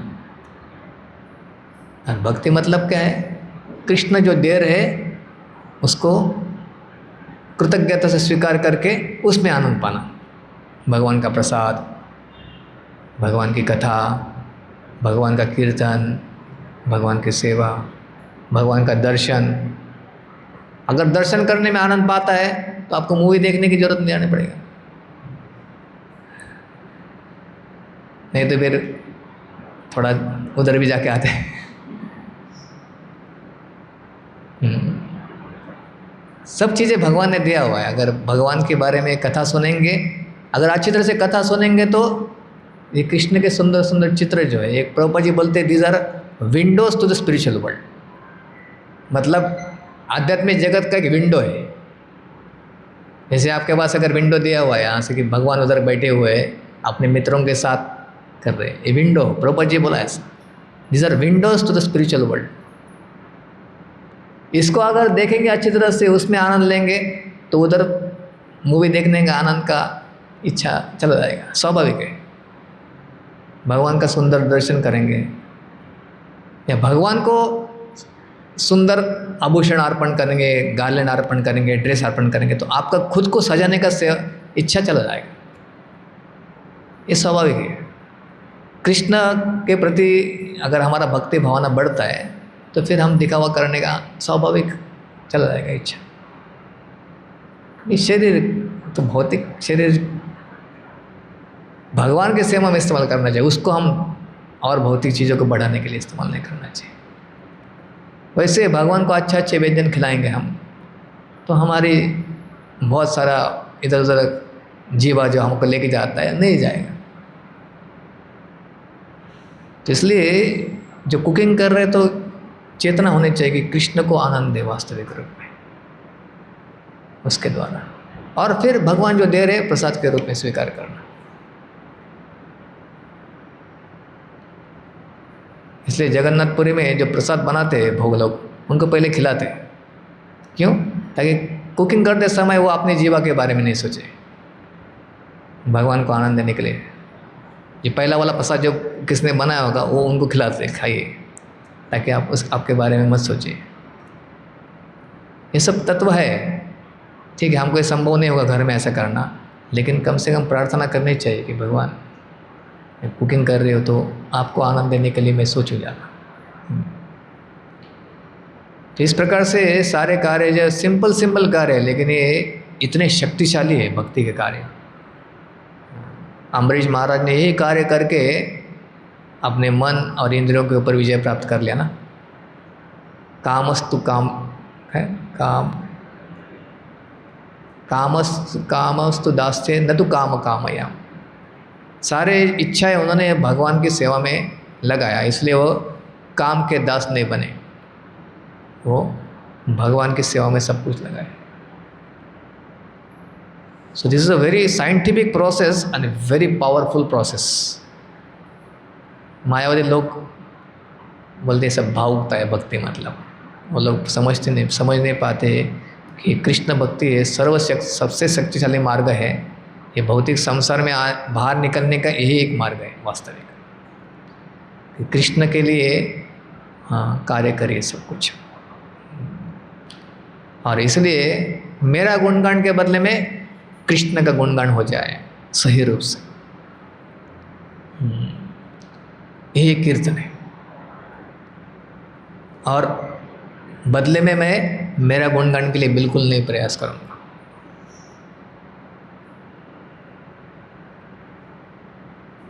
बहुत कठिन ना केवल निस्वार्थ रूप से कृष्ण को से, इसलिए मैं बता, बाइबल में बताया गया कि अगर आपका राइट हैंड अगर दान दे रहा है तो लेफ्ट हैंड को पता नहीं चलना चाहिए। मतलब क्या है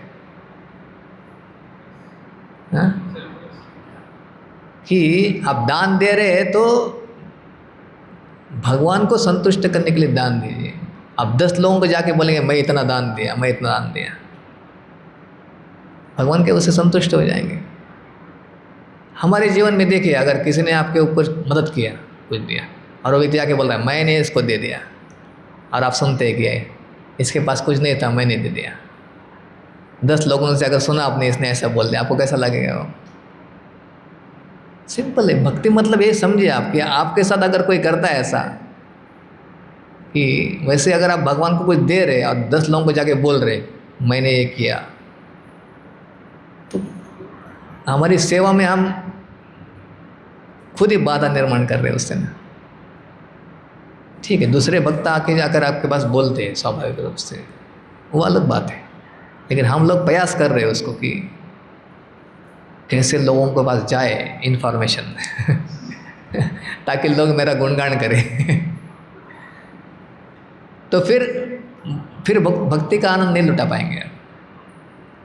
भक्ति का आनंद अगर है तो जितने भी सारे जो भक्त लोग दिख रहे हैं आपको, उन्होंने कभी नहीं सोचा था कि हमारे इधर पिक्चर लगने वाला है ऐसा कि पूरे जगत में सब जगह पर हमारे पिक्चर लग जाएंगे उधर इसलिए भगवान सब जगह पे उनकी पिक्चर लगा रहे हैं, क्योंकि उनके अंदर क्या भावना था? केवल कृष्ण को आनंद देने का, और कुछ नहीं था। भविष्य में क्या होने वाला है इससे लोगों का हमारा गुणगान करने वाले कभी नहीं थे ऐसा। तो इसलिए जैसा प्रचार चल रहा है हमारा, वैसे माया भी अपना प्रचार कर रही है। ये भी सब हमको ध्यान रखना चाहिए हमेशा। हम लोग सोच रहे हैं अभी हम लोग सब कुछ यूज़ करेंगे, मोबाइल, लैपटॉप, इंटरनेट, लेकिन ये कृष्ण भक्ति के लिए नहीं बनाया था। ये ध्यान करना चाहिए। कृष्ण माया ने किस लिए बनाया है? कुछ और चीज़ के लिए, और मैक्सिमम परसेंटेज लोग उसी के लिए यूज़ करते हैं। तो बहुत सतर्क होकर, विष्णु माया बोलते हैं इसको, विष्णु की माया है, को सतर्कता से इस्तेमाल करना चाहिए। ओके, श्रील प्रभुपाद की जय, ग्रंथराज श्रीमद् भागवतम की जय, श्रील प्रभुपाद की जय।